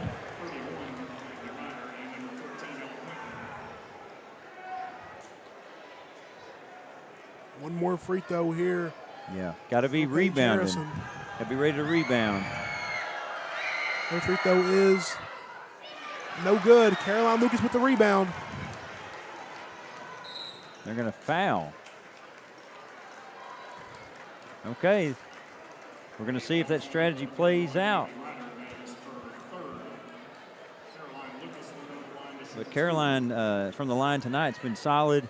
This is a player who has seen it all, really. Yeah. She's not going to be phased. That's just her personality. This is not going to be too big a moment for her. Caroline, first free throw is good.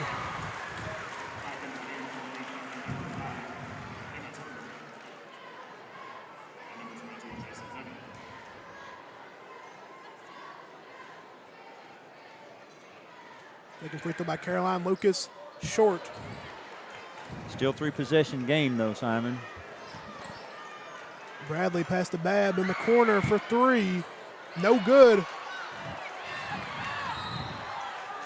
We get a foul. Yeah, that's... That foul, honestly, it's fine. Yeah. It's gonna get free throws, but... Fouling from the floor.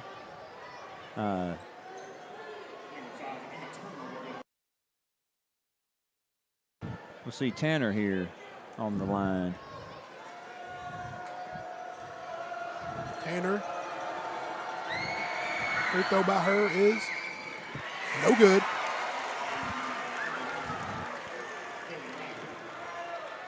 (58-51). Lady Tigers still up 7. 26.9 seconds to go here.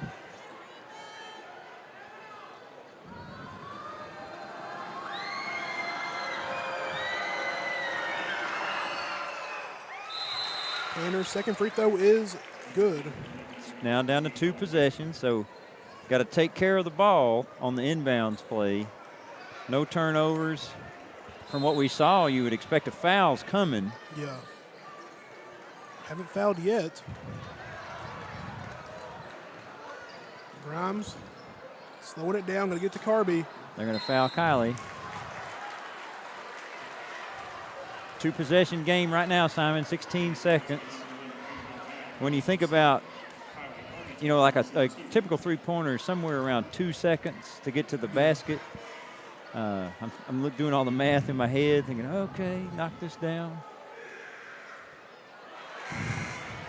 It's all right, but a shooter here, Kylie, she's got the mental toughness to shake off that first miss and knock down the second one. Seen that from her before. Carby's second free throw. This is a pair. That kind of slow getting it to Bradley. You know she's going to pull up. Takes the pull-up three. No good. Just hold that thing. You can hold it right there.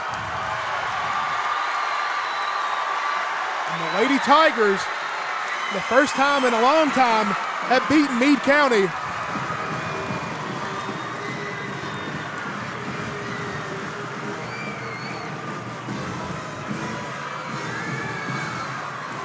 (58-52). Lady Tigers with an emphatic win, and I'm sure this will be your district championship, potentially your third region championship.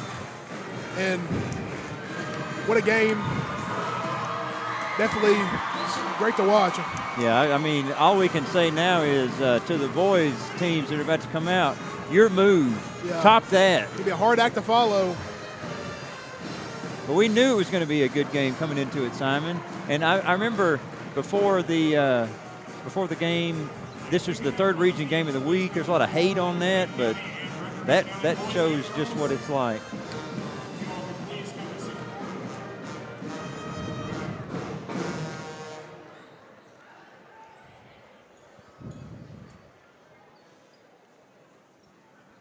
Tonight we stand united as players, coaches from both Breckenridge and Meade County.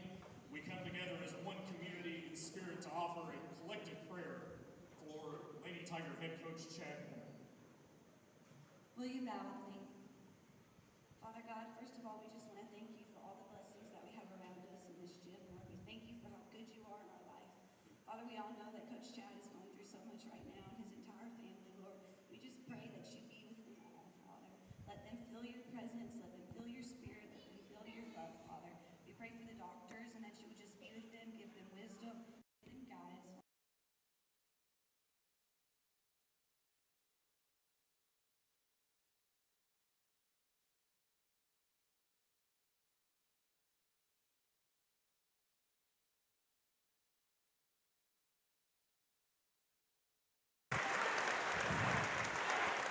And that's something that, I don't know, Simon, it's hard for me to keep my composure. There was both teams coming together to have a prayer for Breckenridge County Lady Tigers head coach Chad Mormon. It's nice to see the rivals who, no doubt, let's be honest, don't really like each other very much, coming together to support him. And, yeah, it's good to see. Definitely, and all of us at Breck Live want to extend our prayers as well to Coach Chad Mormon, and may God be with him, and prayers for him and his family through this tough time, of course. Coming up next, we got the boys game, and like you said, a hard act to follow for sure after what we just watched take place. And hopefully, if this game is half as good as what the one we just saw, it'd be definitely fun to watch. Well said. I guess we'll run a few ads in the meantime, and if you're at home, maybe go get you something to eat, get you a snack, second supper or something, and we'll be back soon.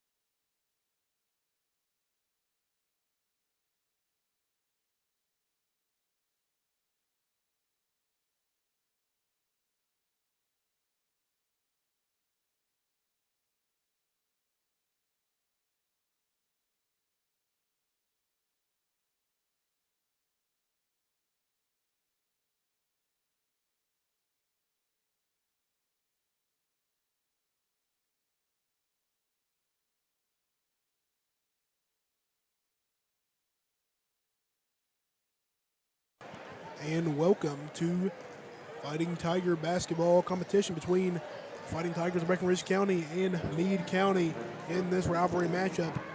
Coming off of a win against Meade County when they beat Meade County at Meade. Yep. It'd be tough to beat them twice. Rivalry is always going to be a great game for sure. Both these teams coming in with records under 500. Meade County 7-10, 6-10 for the Fighting Tigers of Breckenridge County. Fighting Tigers led in scoring by Mercer Rogers with just under 15 points a game, followed by Lance Poole with 9, 7 for Chase Hardesty, and 6.3 for Jonah Miller, and 5.6 for Braden Carmen. For Meade County, 3 scorers over double digits with 15.4 for Garrett Hardesty, 13.5 for Hayden Schaus, and 11 for Peyton Johnston, but not much outside of those 3. So, going to be an interesting matchup tonight. I don't know if this is going to top the girls' game we watched. Oh, that'd be minutes a big ago, thing but to ask. it's going to definitely be a fun game to watch in a crazy environment for sure. Oh, yeah, and you talk about the records. Neither team's going to want to be under 500, but the good thing about a rivalry game, you kind of throw out the record because it doesn't really matter, because it's going to matter who wins this game. You can, for a little while, sort of not rub it in to the other side, but it's certainly bragging rights and confidence going into what's going to be potentially, most likely, the district championship game be between these two teams in the boys this season. So it would be a big confidence booster for Breckenridge County to have. And if you look at the last 4 matchups between these two boys teams, Breckenridge County's got 3 wins out of the last 4. And Breckenridge County, their record is 6-10, but they're still undefeated in district play. So, yeah, you know, a lot of the wins have come against other teams within the region, or losses, excuse me. Some losses to Grayson, teams like that. So yeah, Ohio County was a tough Ohio one. County, Butler as well. Davis so County played Davis tough, close. Yeah, relatively some good teams. You know, Davis and Butler, they're 2, probably some would argue, the 2 best teams in the region. And Ohio, I mean, a healthy Ohio County, you could argue that's the 3 best teams in the region. Yeah. So, I mean, some tough losses, but also, you know, good district wins. Going to be a great game. And Meade County always is a tough out to play. You know, it's going to be a great game. I know, and it's going to be the kind of game that you may wish you were here if you're watching this at home or away, but we thank you for tuning in with us. We appreciate your support of high school athletics, and we're glad we get to do this. Simon, it's always fun coming on with you. You would normally be joined by perhaps someone who's given up Breck Line for ESPN. Yeah. See Caden over there. Yeah. He wishes he was up here, surely. Definitely. You'd think so, at least. I don't know. Yeah. Who's in the Tiger? Do we know? I'm not sure. Oh, I thought that our behind-the-scenes scoreboard and producer, Elena, I thought she said she knew who was in the Tiger. Oh, she does. Okay. We'll get that info shortly. Fighting Tigers of Breckenridge County. Simon, who we see, we'll get news of that later. Who's coming out for Meade County? Looks like Hardesty first. Hardesty. Peyton Johnston. Aiden Medley. Trevor Ling. And Hayden Schaus, the 5 starters for Meade County, coached by Jason Trapure.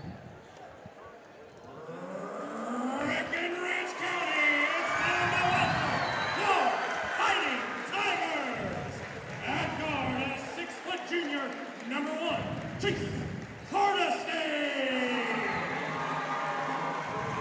At guard, a 6'1" junior, number 10, Mercer Rogers. Hardesty and Rogers are 2 guards for Fighting Tigers. Junior, number 13, Braxton Tall. Braxton Tall now.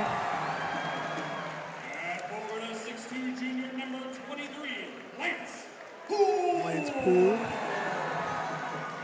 that's center is 6'2", junior number 32, Braden Carmen.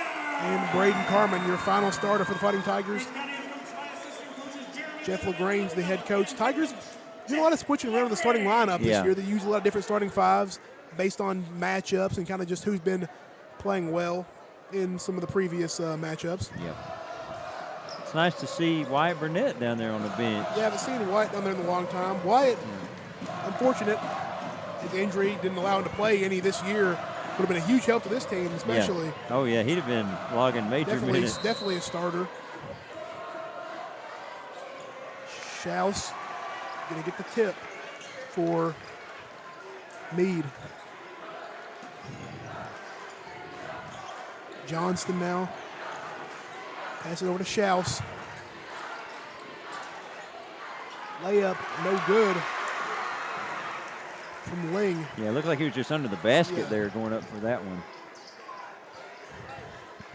A lot of players on the same side of the floor for the Yeah. Fighting Tigers. Braxton Tall now.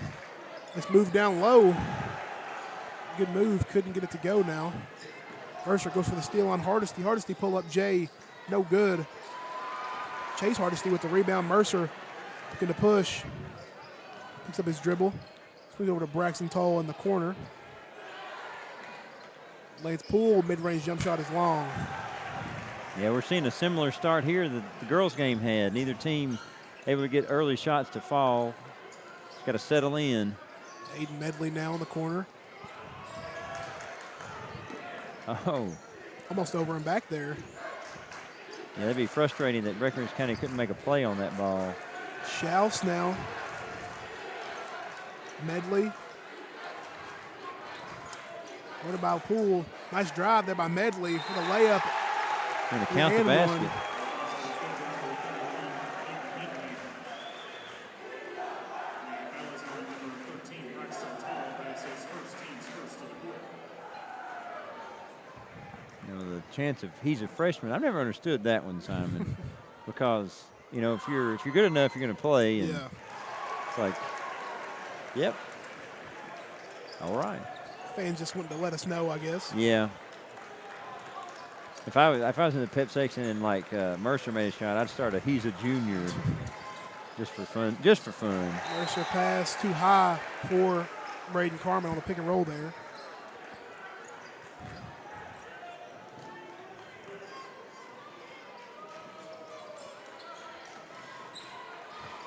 Medley now over to Johnston. Hardesty trying to get the Ling. Medley's three, top of the key, no good. Braden Carmen with the rebound. Oh yeah, it's going to be hard to get that ball away from Braden. If it's a 50-50, he's going to secure it. Braxton Tall going to get it back to Mercer. Bring it over to Hardesty.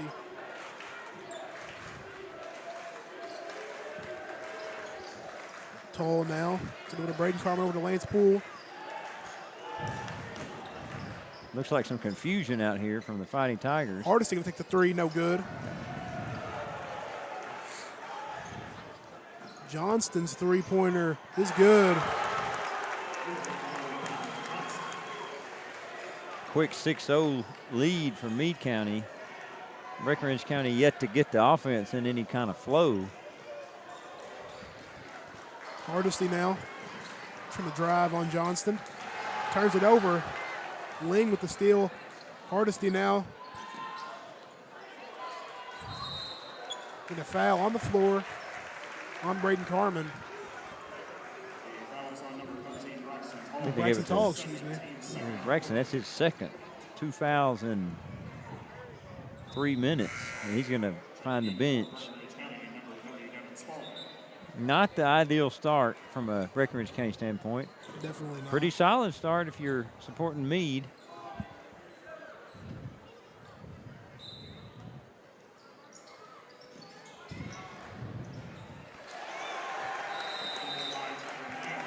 Ling Going to get a timeout. Yeah. Early indications in this one. Breckenridge County doesn't figure out a way to get some shots to fall, we could be a long way from the excitement of that girls' game we just saw. Definitely. But that'll please Meade County to no end.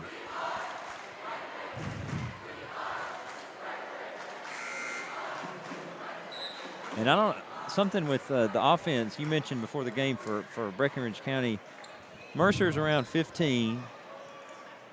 Everybody else is, you know, like we said, not too shabby. Lance at 9, Chase at 7. Kind of like we saw Meade looking for Bradley to get going. Breckenridge County, Mercer needs to maybe find a way to get a shot or get something going for him here. What about the three there? And this game kind of started similar to how Breck started hot in the girls' game. Yep. Got off to an 8-0 run as well. Coach Jeff LaGrange not really happy with what he sees here. Mercer can square away for the deep three, no good. Carmen.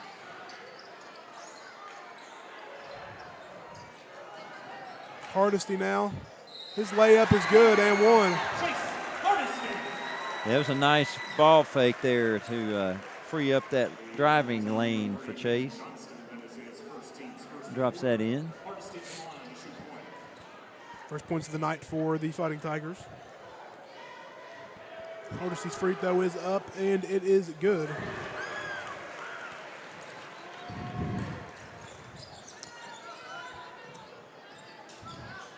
Johnston, another three for him, is long. Mercer Rogers now. It's to Devin Spalding in the corner, going to get it over to Lance Poole. It's a great pass by calling Devin. For it down low. There we go. He get fouled. I like that entry pass from Devin, and then Braden. No player is going to quit, but if there was somebody who's going to quit last, it's him. He's tenacious.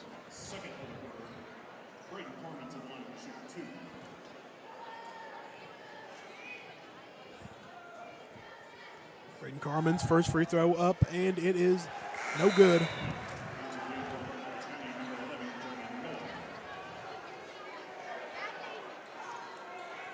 Lance Poole checking out. Jonah Miller checking in.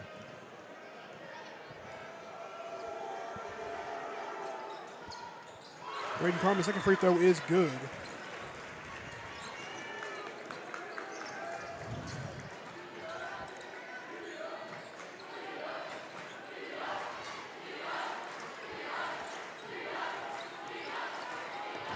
Schaus now going up strong. The layup on Jonah Miller. Yeah, good defense there from Jonah, who just checked in. He's ready.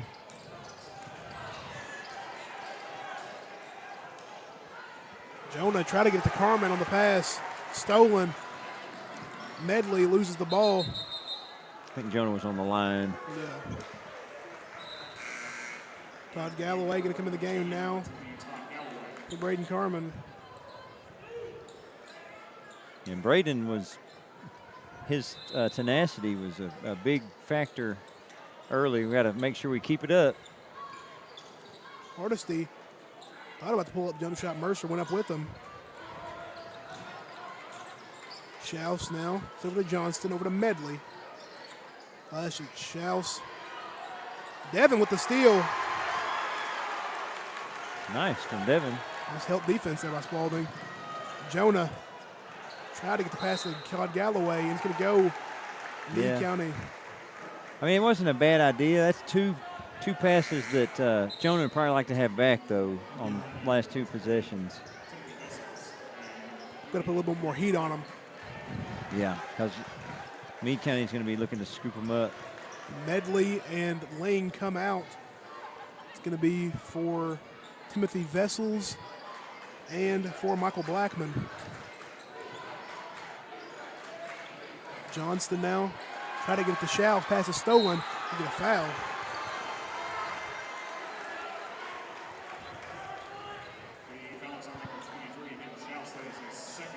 Second on Schaus. Yeah, fouls are coming a little quicker than the first game we saw tonight.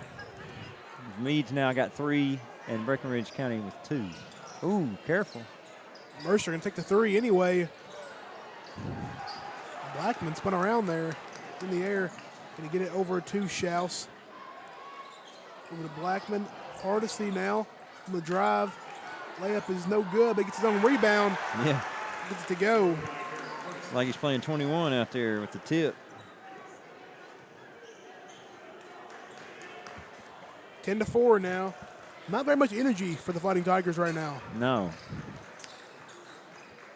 Watch out. Ooh, I thought that we might have seen Blackman go for the steal there, and he would have had it. Jonah now spin over to Mercer. Bad pass. Not on the same Fighting page. Tigers with just Todd. playing too freely right now. Blackman on the drive. Layup is good. Going right through Spalding there.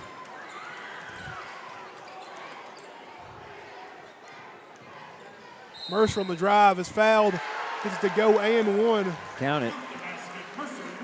It took him a long time to make that decision, but yeah, and you mentioned that we kind of look not that engaged. Not very locked in, no. Yeah, just think about the Lady Tigers in the first game and just the way the gym felt with that intensity, and both teams having that level. Kind of game, I feel like that kind of game it was like seeing just two teams that knew what was at stake. Meade County and Breckenridge County, the girls' game. It's like Breckenridge County, when you haven't beaten a team in so long and you know that that's just the team, kind of like your kryptonite. Yeah. You're going to come out and you want to start early. And, you know, Breckenridge County they beat them at Meade, so maybe thought that it would be easier to beat them here. Just not coming up very much intensity here. Not so far. Johnson over to Blackman. It's nice to see Mercer get on the board, though, on that last possession. Blackman's three, no good. Rebounded by Vessels. Hardesty with the tip. Nice, Chase. D by Chase. Ah. Jonas pass tipped. Mercer can go over to Chase in the corner. Chase on the drive. Left it short. Oh, he's that's off Meade County's foot. Chase. Chase with the hustle. Kind of plays Coach Active and LaGrange awake. loves to see. Yeah, especially after that layup. Coming from the driving baseline and trying to finger roll it in, that's a tough shot. But he stayed with it, got the ball back. Look, this quarter's gone by. And that's another pass. Bad pass by Jonah Miller.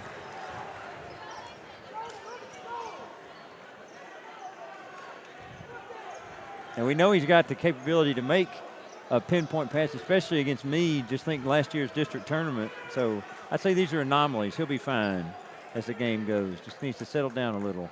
Look, this first quarter's gone by pretty quickly. Yeah. 10 seconds to go here in the first. Oh. Hardesty now. Take the three over Rogers. No good. Going to get a foul. It's coming Breckenridge County's way here. And I think it's free throw, Simon.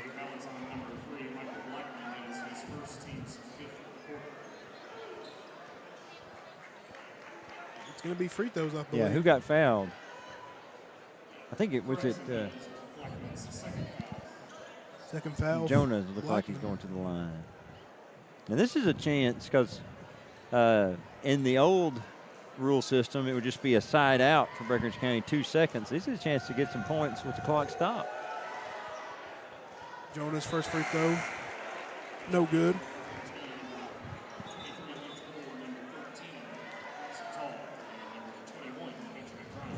Ben Grimes in the game now. Lane's pull checks in as well, and Braden Carmer looking to check in for Jonah Miller. Miller's second free throw is no good, misses a pair. It's going to be the end of the first quarter, 12-7. The Waves, Meade County are up. We'll take a quick break and we'll be back shortly.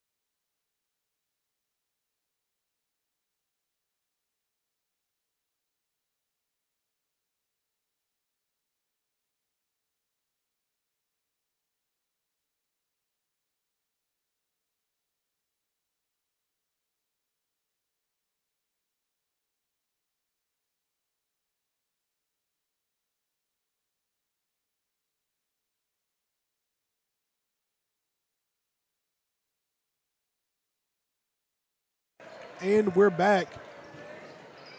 It's Hardesty.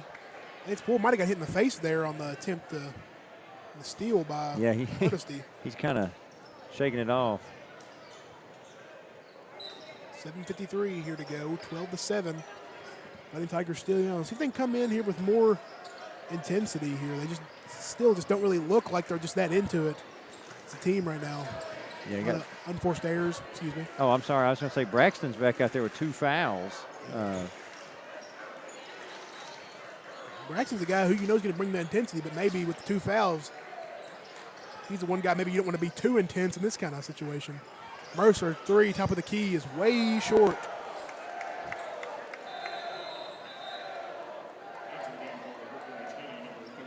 Yeah, I think he may have been hit.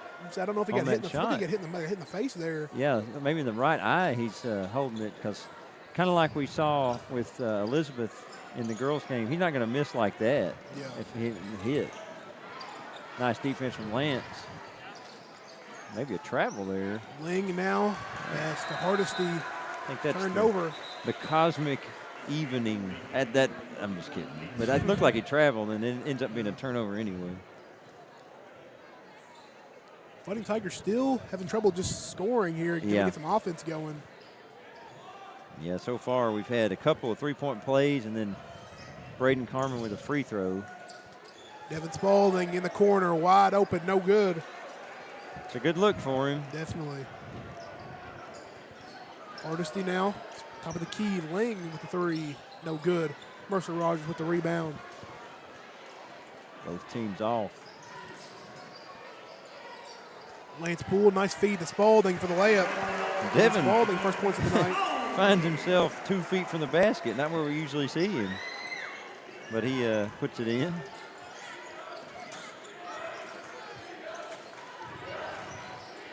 Ling with the pass to Medley. Medley over to Hardesty. Hardesty to Ling. Back to Hardesty. And guarded by Chase Hardesty. Medley getting the screen from Ling. Tries to get it down low to Peyton Johnston. Hardesty on the drive. And he fouled. It was on Braden Carmen. He's going to go against Hardesty. Yeah, they gave it to Chase. Just his first. First for the quarter.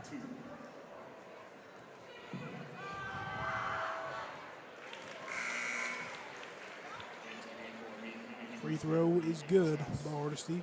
Schauf's going to come in the game now. He's got 2 fouls as well. Yeah, a lot of risks being taken, although Braxton is on the bench now. But Hardesty, second free throw is good. Knocking those down, both of them.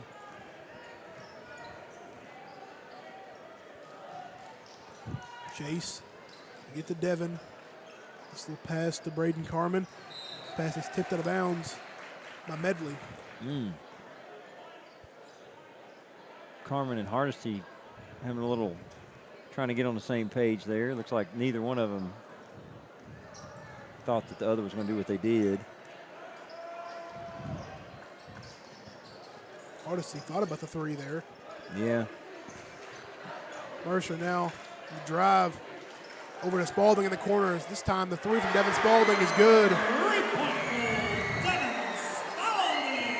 Devin has a history of big games from behind the arc in this building against Meade County. He saved it for late last year.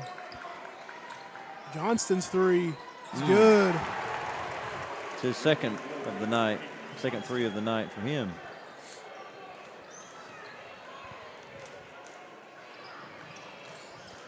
Lance in the corner, guarded by Schaus. Mercer now. Over to Hardesty. Chase, jab on Johnston. Back over to Mercer. Back over to Chase. 17-12 here, under 5 to go in the second quarter.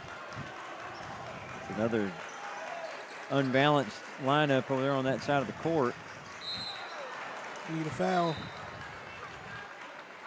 It's just the first for Meade this quarter. Against Johnston. Yeah.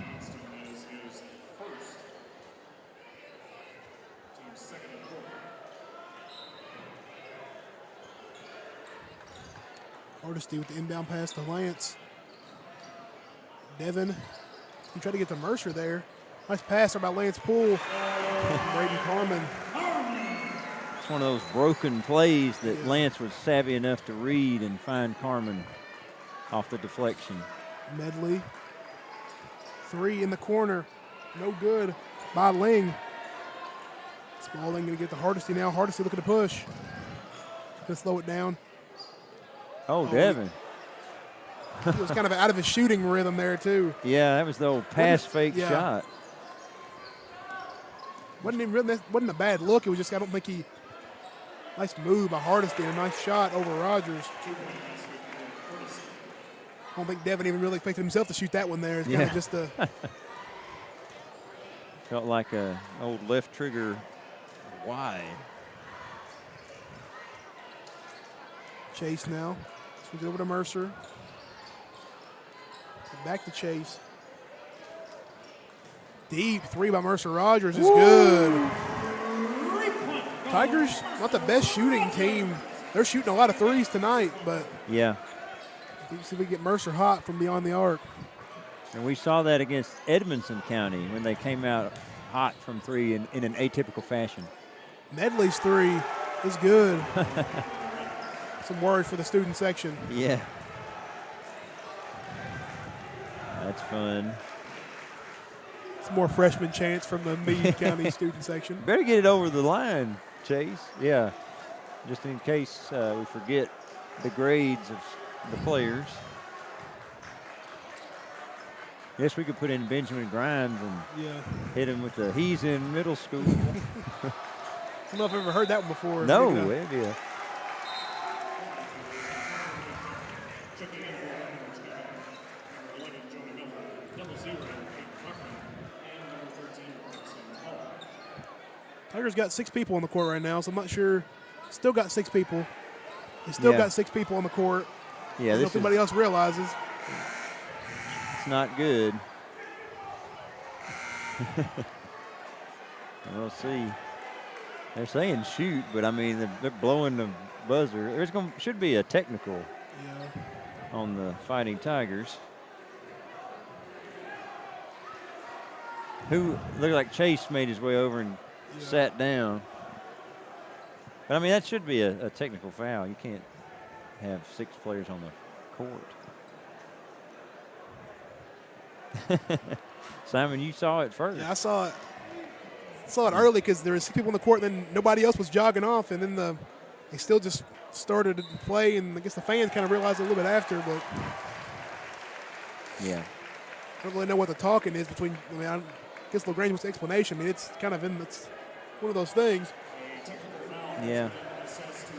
Maybe, and this is just, maybe he's saying, why didn't y'all look before you started? But it's really not on the officials. It's not an official kind of thing. Yeah. It's you send out 6 people. Yeah. Hardesty knocks down the technical free throw to give him 7, leading all scorers. 2. Second free throw. Good. You know, in a way, and then maybe not in a way. I wish we could get a microphone in the locker room at halftime because I don't know if we could air that on Breck Live programming. I don't know if it'd be. This is a family broadcast. I guess so.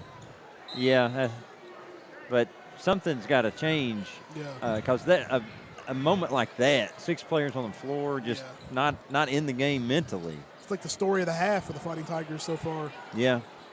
Schaus guarded closely by Jonah Miller.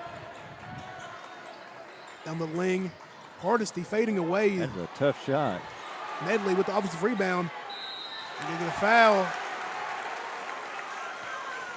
against Trevor Ling. And that's one of those on Jonah.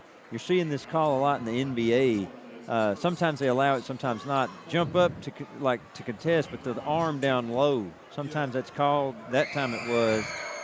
Sometimes it's not. Ling. First free throw is good. I believe it was Coach Mike Brown lamenting that in a press conference. Had his laptop to show video evidence in the NBA. Ling knocks down a pair. Largest lead of the night for Meade County, 9. Yep.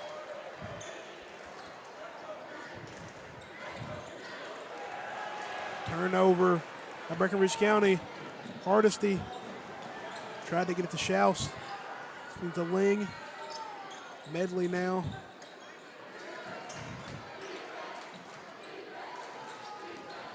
Medley the pass to Johnston. Ling the pass to Schaus. Braxton Tall with the steal. We're going to get a foul against Garrett Hardesty.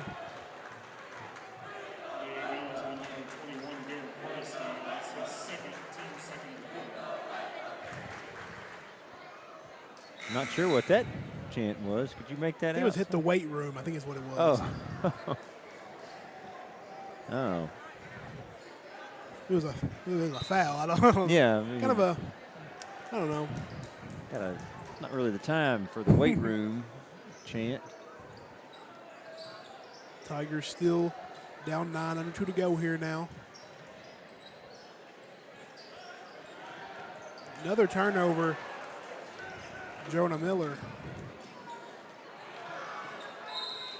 That should stay. Yeah, it's going to stay. Just disjointed, I guess. It's a word to describe this first half for the Fighting Tigers.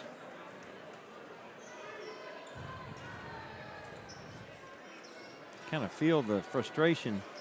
Yeah.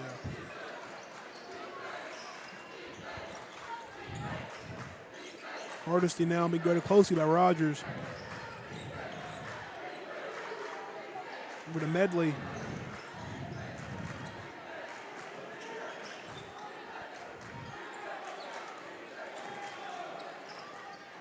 Hardesty now.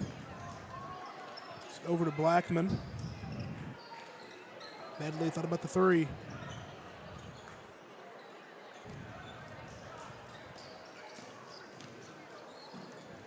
Blackman, turnaround, mid-range J, no good. Hayden Bachman with the rebound. Braxton Tall looking to push.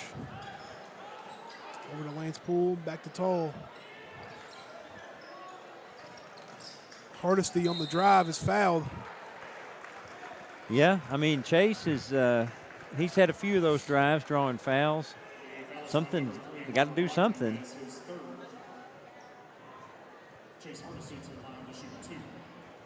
You don't want the game to get so stretched. It's been an unfortunate trend for the Fighting Tigers the past couple of years to fall in giant holes, dig almost all the way out, and then fade at the end of games. Don't want to be doing that really ever, but tonight it's running the risk of turning into that kind of game. Free throw. Second free throw by Chase Hardesty is up. And it is good. 5 on the night for Chase. 26-19. Fighting Tigers still behind 7 with under 40 seconds to go here in the second quarter. Meade County might try to save for the last shot here. Ling now nearly turns it over. It was nice recovery. I think Coach Green's upset. Maybe could have secured that ball, but still you like to see him deflections knocking it away. Blackman with a pass to Medley. Hardesty now. Led by Rogers. 20 seconds to go here in the first half.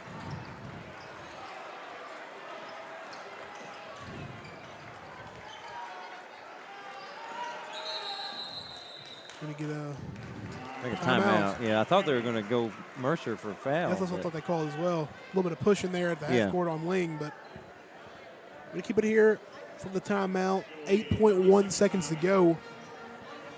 Tigers down 7. Going to try to get a stop here before the end of the first half. And I think it feels like the energy in the building, even just from all sides, are kind of just different just from that girls' game. Yeah, the girls' game was just high energy. First game of the night. And even our student section kind of feels even less, will die down a little bit. So. Yeah, I mean, it was electric. That first game, the whole game. And this one could get there, but, I think Breckenridge County is going to need to be looking for something positive going into the locker room here. And Meade with a potential chance to go up double digits going into the half, which would be a big move for them. So see what happens. Hardesty. It's to Schaus. Schaus is 3 at the buzzer. No good. Tigers going to go into the half down by 7. Take a quick break for halftime. We'll be right back for the second half of action.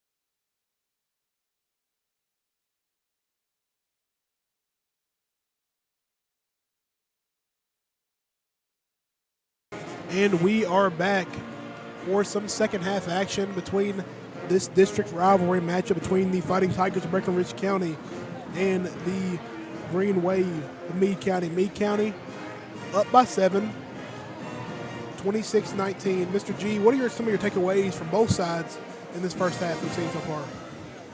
Well, honestly, I thought Fighting Tigers would come out a little more hungry. A chance to really put a stamp on the #1 district seed for the tournament. Meade, I figured they'd come out ready because, you lose at home. You got a chance to go to a place that they don't like us, and I know our folks, we like, in a sports sense, they don't like us and we don't like them. And so Meade came out hot and fighting for loose balls, and we just turned it over too much. You can't turn the ball over as often as we did and hope to have a chance. So if it's going to be a comeback, you got to win turnovers in the second half. Yeah, and offensively, I think we've just been stalled offensively. I don't know. Meade County's been good defensively. I will give them credit. They've been pretty solid defensively, but I just think that we have just been, turning the ball over too much, inefficient, taking probably too many threes, just not really playing our offense the way I'm sure Coach LaGrange would like it to be played either. So I think it's you need to play more efficient basketball on both ends and hopefully do so and come out with a win.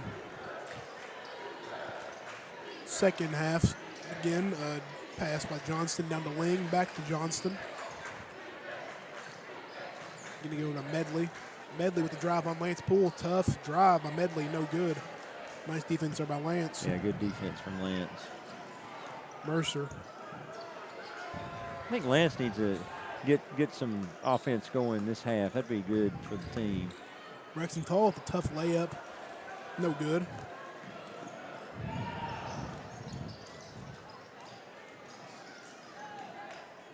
Ling now.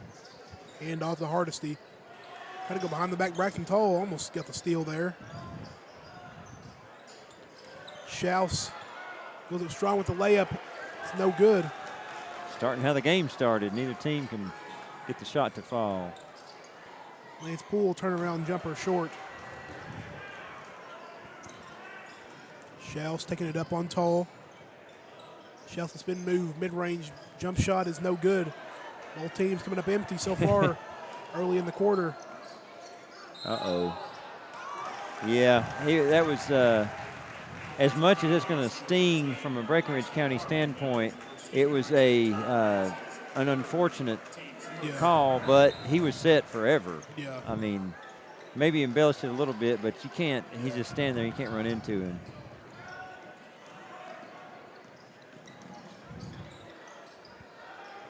Schaus down to Ling. Hardesty, top of the key, three-pointer is good. Hardesty leading all scorers tonight with 11.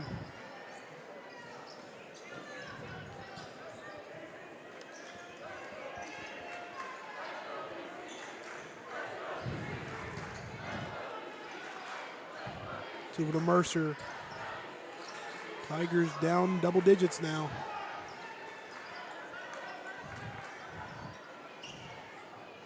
Braxton Toll, short turnaround jumper is good for his first points of the game.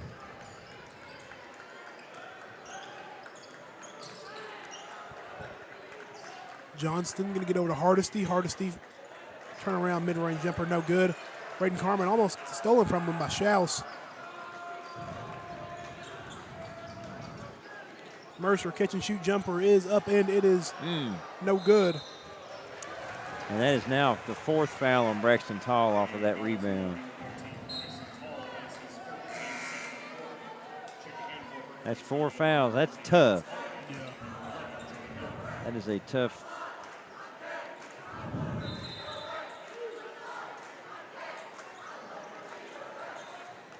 And it's just one of those moments that just not going right for those in white. Pass to Medley in the corner for three is no good.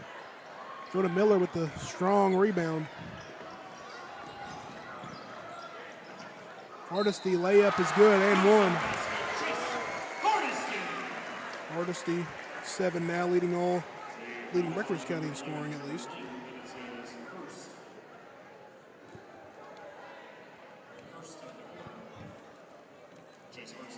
That's Chase's second three-point play of the night. It's going back this way. And we're going to be joined by everyone's favorite third quarter correspondent, Will Mitchell. Will, hello. Hello, hello. So this is a game that's not going Breckenridge County's way so far, although down 6 now. What are your impressions of it so far? It's kind of hard to say. I've been pretty busy up in the band. Yeah. But from what I can tell, there sure is a whole lot of, how do I say it? Not wasted possessions, but sure are some difficult ones out there. Yeah, I mean, a lot of turnovers. a lot of turnovers. Oh, a tip. Alley-oop on the inbound. Schaus gets to go. Yeah. Will, did you catch the girls' game? I did. I caught about second quarter on. Yeah, you'll probably be proud of Josie's performance. I am. I'm very proud of it. Mercer's 3. Mercer gets a 3.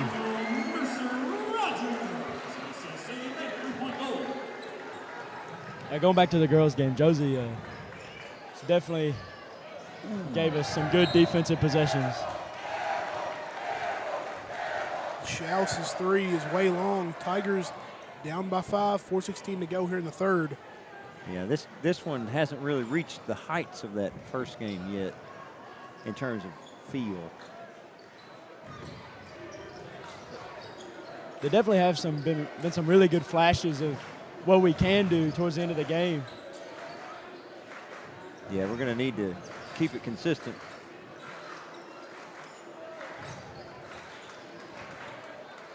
Carmen now gets it to Mercer. Hardesty. Devin Spalding going to square away for the 3. It's good. Second 3 tonight for Devin Spalding.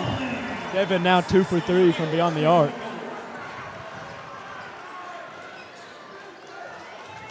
Oh, watch out.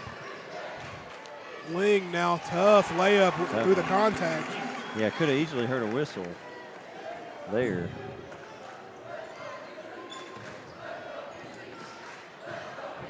Very slow bringing the ball up the floor. Look at the officials not even counting the team.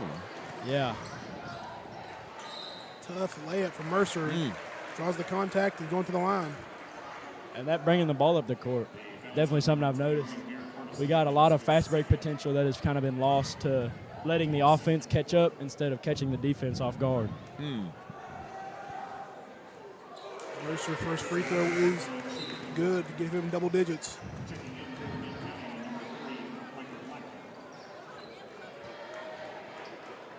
Sort of quietly here. Leads down to 3, chance to cut it to 2. Will, if Breckenridge County is going to win this game, fourth quarter's got to look like what?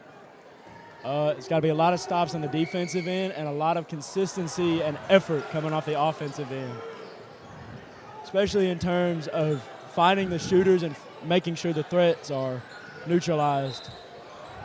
Out of bounds on Hardesty. And these are the kind of stops I'm talking about. You see that bounce pass from Coach LaGrange? That was like 60 feet, one bounce. Textbook technique.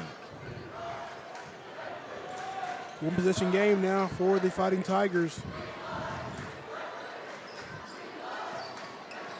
Oh. Jonah Miller with the and one. The pep section is going crazy. Oh, yeah. Yeah, you can probably hear them very well over with the band. Going to get a Meade County timeout. We're going to keep it here. Yeah, and that converted basket by Jonah, Mercer set that up with the bamboozling dribble moves to get the shot or the pass to Jonah. Lost his defender, made him think he was going to shoot it. Created a shot. That's good. Uh-oh, somebody's on the bass drum over there. I can feel it. Oh, yeah. Oh, it looks like there's some perhaps T-shirts being thrown into the crowd. Will, I saw you put your hand out. That'd be a heck of a throw from the top of that pyramid. If she's able to get it up here, we maybe need to scout her for the softball team. Yeah, that season's not too far away. A couple months, we'll be outside.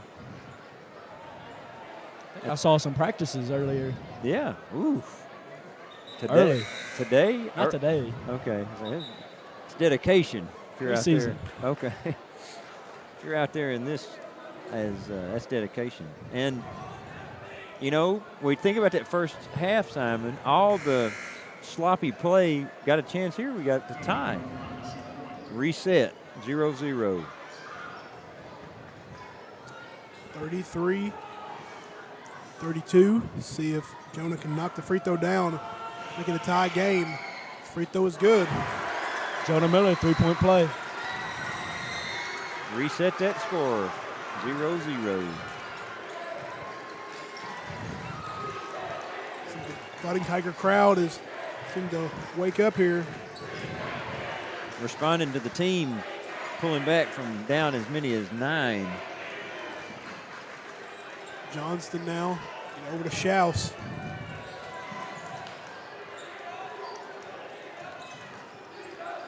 Blackman in the drive.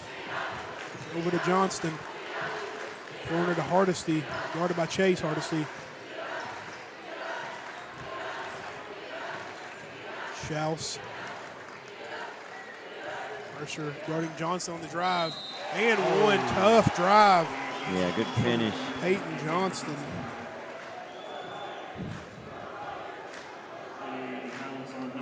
Jonah going for that block, but Johnston used his body well, absorbed it, and then finished. And that's hard to do. It's really easy not to do that and get ball sent to the 9 block. to Johnston now.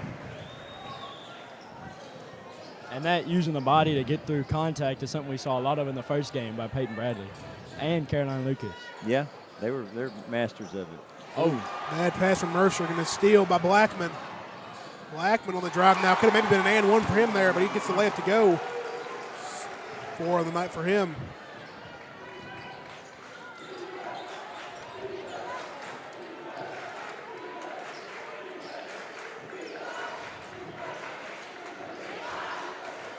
And this is some of that back and forth offense that's not going to go anywhere. Aiden Carmen, his own rebound. Carmen goes up strong Fouled. again. Fouled. I would not want to be in a phone booth with Braden Carmen if there was a basketball to be gathered. I think I'd just wait in line. It's hard to find someone that can time a rebound better than he can. Carmen first free throw up, and it is no No good. There was a little hope there that it would drop in.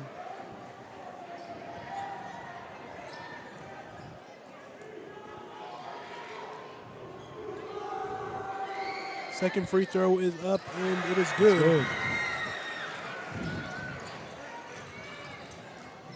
It's now a 2-possession ball game. Mercer almost got the steal there from behind on Johnston. Schaus now. Gonna get it. Whoa. Oh, blocking foul. Yeah, Simon, I don't know. I know that it was a hard shoulder, but I think, again, feet moving. Yeah, feet got to be set.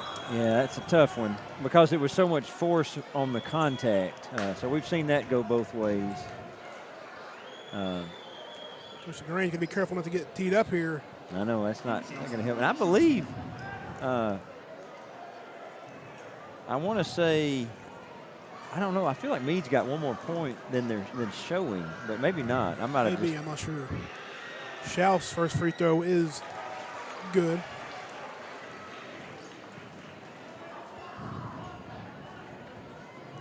LaGrange still letting them have it. Now, we were a little confused up top there with the band. Yeah. What exactly happened before halftime? We had 6 players on the court, Oh. Yeah, that technical, is that what you're talking Yeah, about? that's what I was referring to. We had 6 players on the court. Jonah now being guarded closely. It's passed by good Lance. pass. Lance Good finish. inside for the layup for his first points of the game. Good Back to a pass. three-point game.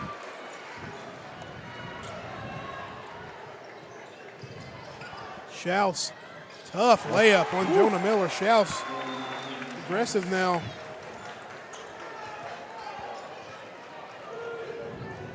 Five-point game. Third quarter, winding up. Mercer, solid pass to Carmen. Great Pass pass. by Mercer Rogers. Right over the hands of his defender. Back to a three-point game again. Under 10 seconds to go here in the third quarter. Tigers need to get a stop here. Hardesty, the corner to Peyton Johnston. Got his defender in the air, left it short. And that's going to be the end of the third quarter in this spectacular game we're seeing here. Shaping up to be a good one. Yeah. A quick break in between quarters, and we'll be right back for the fourth quarter of action.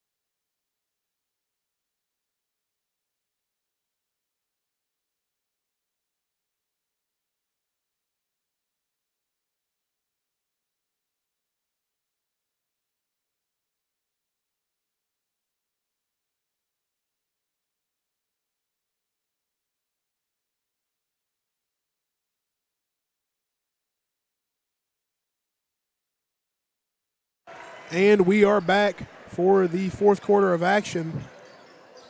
Three-point game, 41-38. Jonah in the post over Medley. A little jump hook is good. 1-point game now. Soft touch there. Lance Poole does get the steal.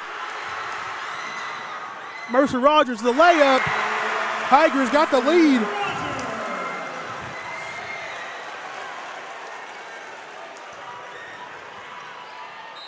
Oh. Hardesty with the and one. Coach LaGrange very unhappy with what he saw there. Yeah. The enthusiasm to get a block, it's hard to stifle that, especially when you feel the momentum's in the direction, but it's not what we needed.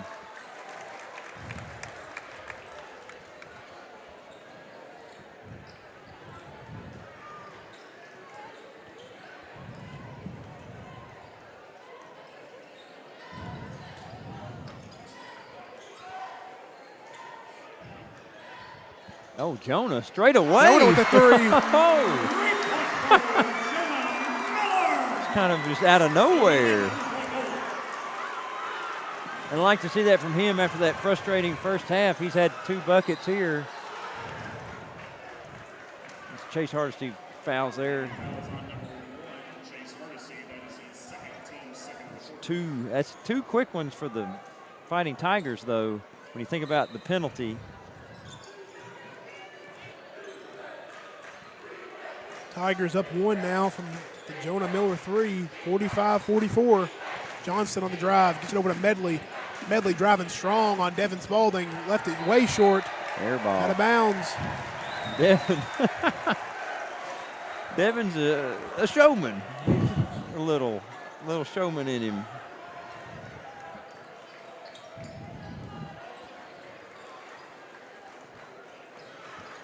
Mercer Dump off pass to Jonah Miller. He got Devin wide open in the corner. Tough left there by Jonah. Devin's jumping in the air for the ball in the corner there. Schaus, tough take, coast to coast. Couldn't get it to go. Tips it up and in. Couldn't get it to go once again. Rebounded by Jonah Miller. And Schaus, poor guy, just had 3 attempts coming up empty. Hardesty. Jonah Miller, I thought he was going to take the 3 there. Pull up mid-range jumper from Jonah Miller. A little bit of a heat check, I think. Yeah. And it was a pretty solid look. Just got to calm down a little bit. Yeah. It's easy to get caught up in it, though. Tigers looking for a stop here. Hardesty to take the 3. Way off from Garrett Hardesty. And now I'd find number 10. Jonah going to get to Hardesty.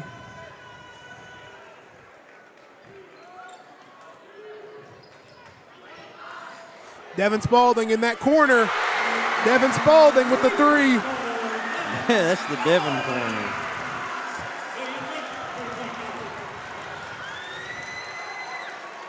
It's a 4-point lead now for the home team. That's It'll be a charge.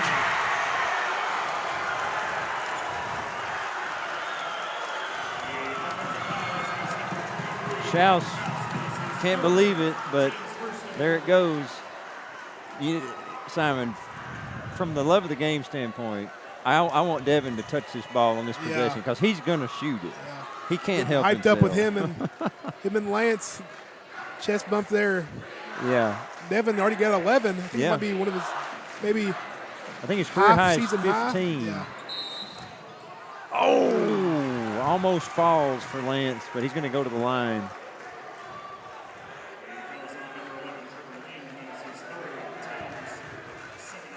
I think Devin, speaking with him, I think he said he had 15 once against Cloverport. But 11 against Meade, that's no slouch either. Lance's free throw is short.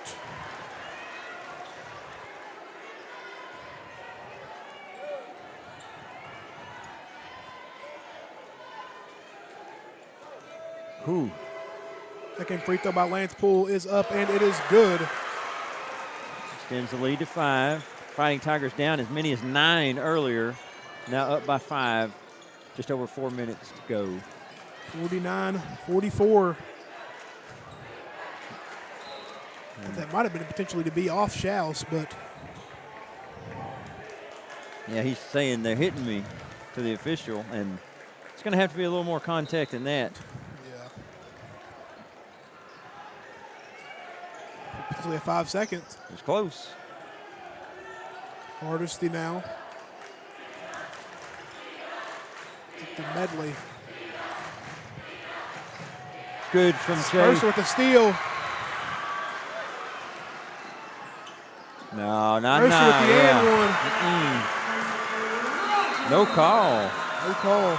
Yeah, it should have been a foul, but you're not going to get that call falling that slowly. Watching him length of the floor off that steal, he got fouled backcourt, just coasting in. Mercer in full flight, bringing the gym to their feet.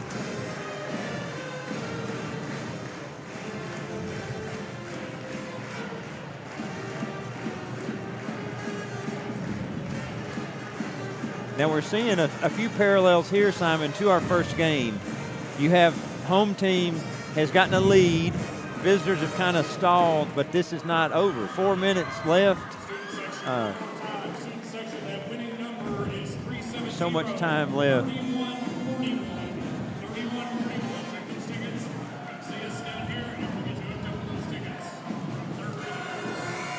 Whew. Well, we ended up getting a game out of this one. Yeah. Started off kind of a little iffy at first, but definitely good game.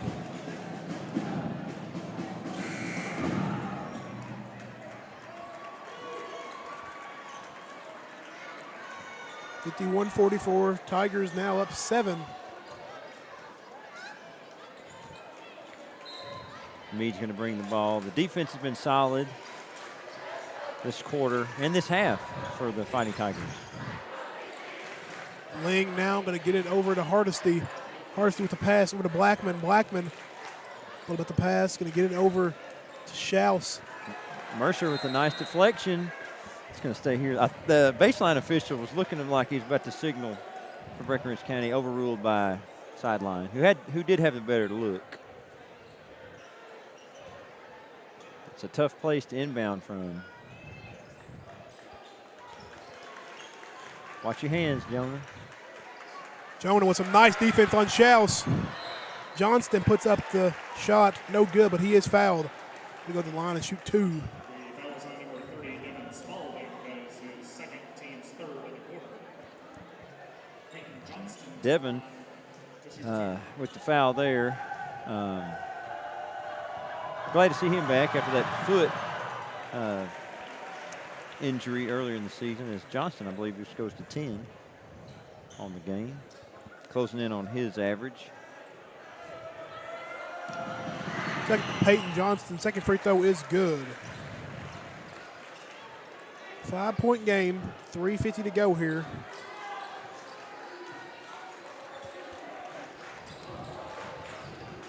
Devin Spalding calling for the ball in the corner.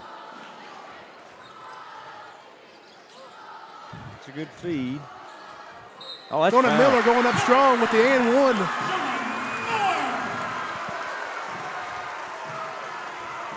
It's turning into one of the great redemption storylines for Jonah. After that, I mean, you could see he got checked out after he had maybe his 4th turnover on a pass. He came over, he slammed the bench with his hand, but he has come alive in this second half.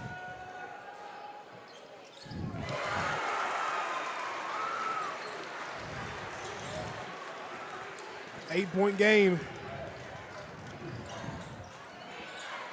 Ooh. Nicely executed there by Meade, as Lance almost got up there to clean it.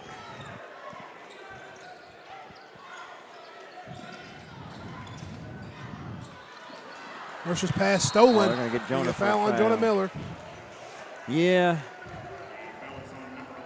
I think Devin was hoping for a jump ball. He didn't quite see it like we did.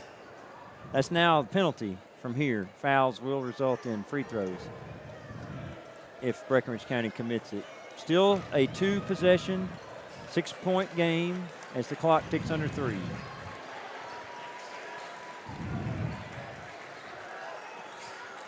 Ooh. Hardesty with the fadeaway, no good. So that was a difficult look.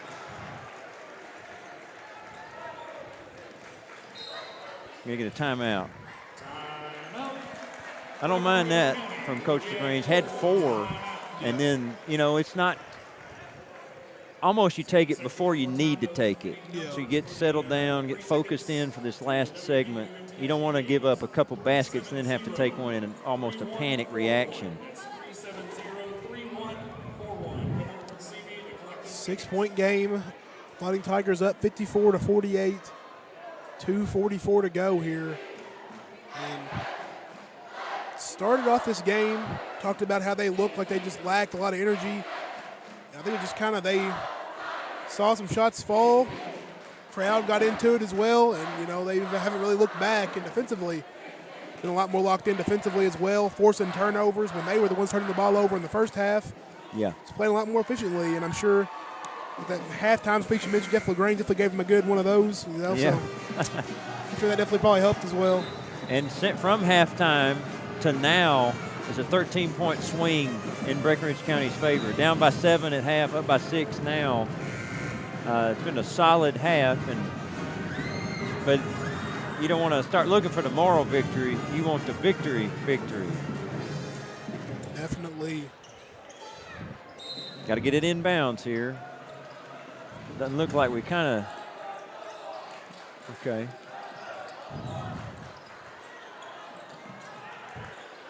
No. I think for maybe a split second, we almost saw a repeat of that first quarter. Yeah, Devin. Nice. Tough layup yeah. from Jonah Miller. 13 for Jonah on the night. Schaus, tough layup, left it short. Rebound. Strong rebound from Jonah Miller. That'd be a foul. Yeah. They give And it a jump ball. It's questionable, Simon. That's questionable because some of that grabbing was from the back. But 2:08. Schaus, post hook. It's good. Still 6 points, 2 minutes.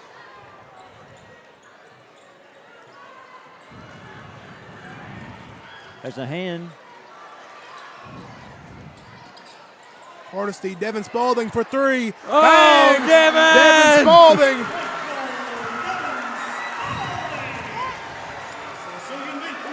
And that's a turnover coming back this way, Simon. Devin, don't smile too soon.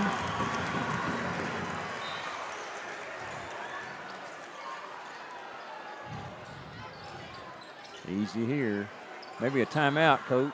Oh, good Nice pull. Yeah, good snag from And Lance. wide receiver skills. Yeah. Pass to Mercer now. Good Nice pass pass. by Mercer Rogers. Wow. Tiger showing out now, and Mercer on the pass to Lance.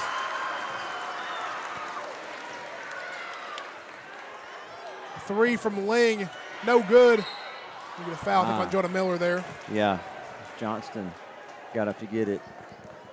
We've talked about the Fighting Tigers this year sort of lacking, if sometimes closing a game, like executing down the stretch. This has been, from what we've seen, best. As good as a this close. year. Yeah. With a close a game you can get.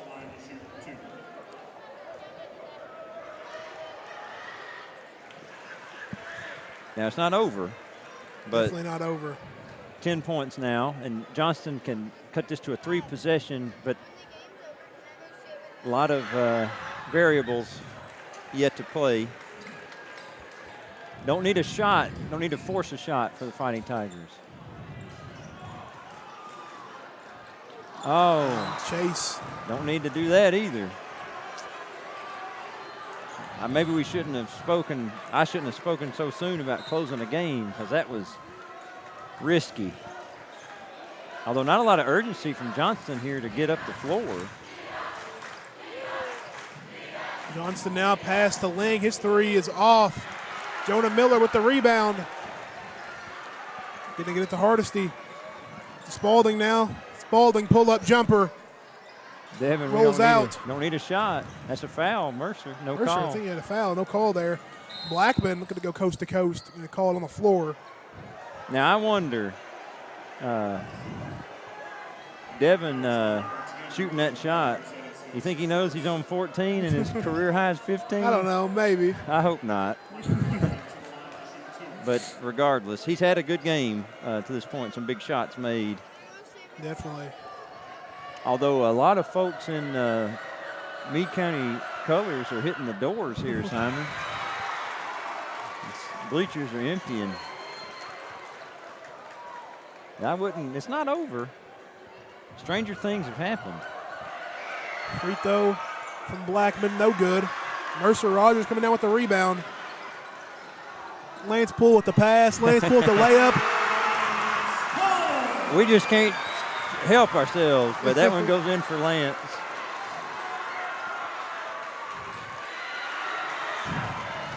Jonah, nice rebound. Lance ran with it.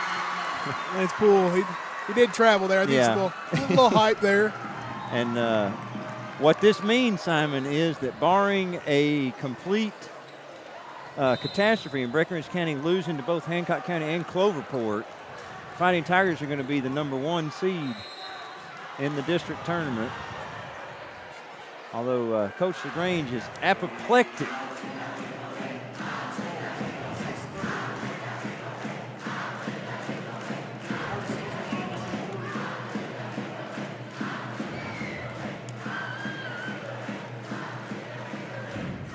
He's not too happy with Devin off of that foul.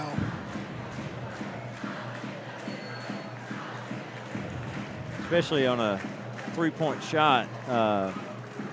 Now, Coach LaGrange, he's going to let him know, but probably not going to factor. Just maybe an extra extra cardiovascular exercise at the next practice. Definitely, probably that. Biggest damage done with that. And with the timeout, I think we can revisit the closing the game facts. And it's nice to see, and it's a good confidence builder. You mentioned both the teams aren't particularly proud maybe of the records being sub 500, but it's been a long time. I needed to look this up before the game since Breckenridge County's done the home-away double regular season over Meade. Certainly in the last 3 or 4 years. I'm trying to remember maybe class of 2020, maybe Kavion senior year, maybe, but I'd have to check the stats. Certainly not since. Yeah.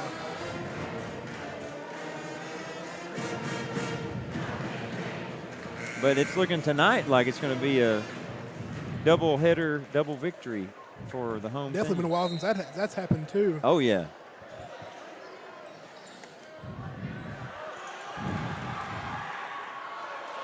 Lance. Touchdown there. Yeah. Just to put the little icing on the cake there, and the Fighting Tigers going out with the win, 65-55 over Meade County. Spectacular 2 games we watched here. 2 great games, 2 great wins for the Fighting and Lady Tigers. Let's go over the stats real quick for the Fighting Tigers. 14 apiece for Mercer and Devin. 13 for Jonah, 9 for Lance. 7 for Chase, 6 for Braden Carmen, and 2 for Braxton Tall. And overall, just not the greatest first half, but about as good as the second half as you're going to see. Yeah, the Fighting Tigers won the second half 46-29. So that, looks like the celebration of the trophy going on, the rivalry trophy, some antlers on a basketball.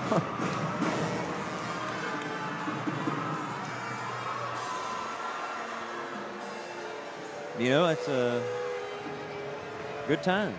But 46-29 in the second half for the Fighting Tigers carried the day, outscored Meade County by 17 in that frame. What a win for both teams. Shout out to both the Fighting Tigers and the Lady Tigers. Yeah. Which game did you enjoy more, Simon? I don't know, honestly. I think towards the end of the game, the boys' game was definitely, I don't know, honestly, just the girls, maybe the girls, because we haven't beaten Meade County in so long. Yeah. But and it was kind of wire-to-wire intense in that girls' game. Yeah. With, like you say, the boys' game came at the end. But still, 2 great games. Great games, and not sure when our next game will be. Yeah, I'll have to check the schedule. Monday nights when Mr. Kennedy said on the PA, but I guess we'll be doing that game as well. Oh, yeah, we'll be here. So we will see you then. Thank you for joining us tonight, and this is Breck Live.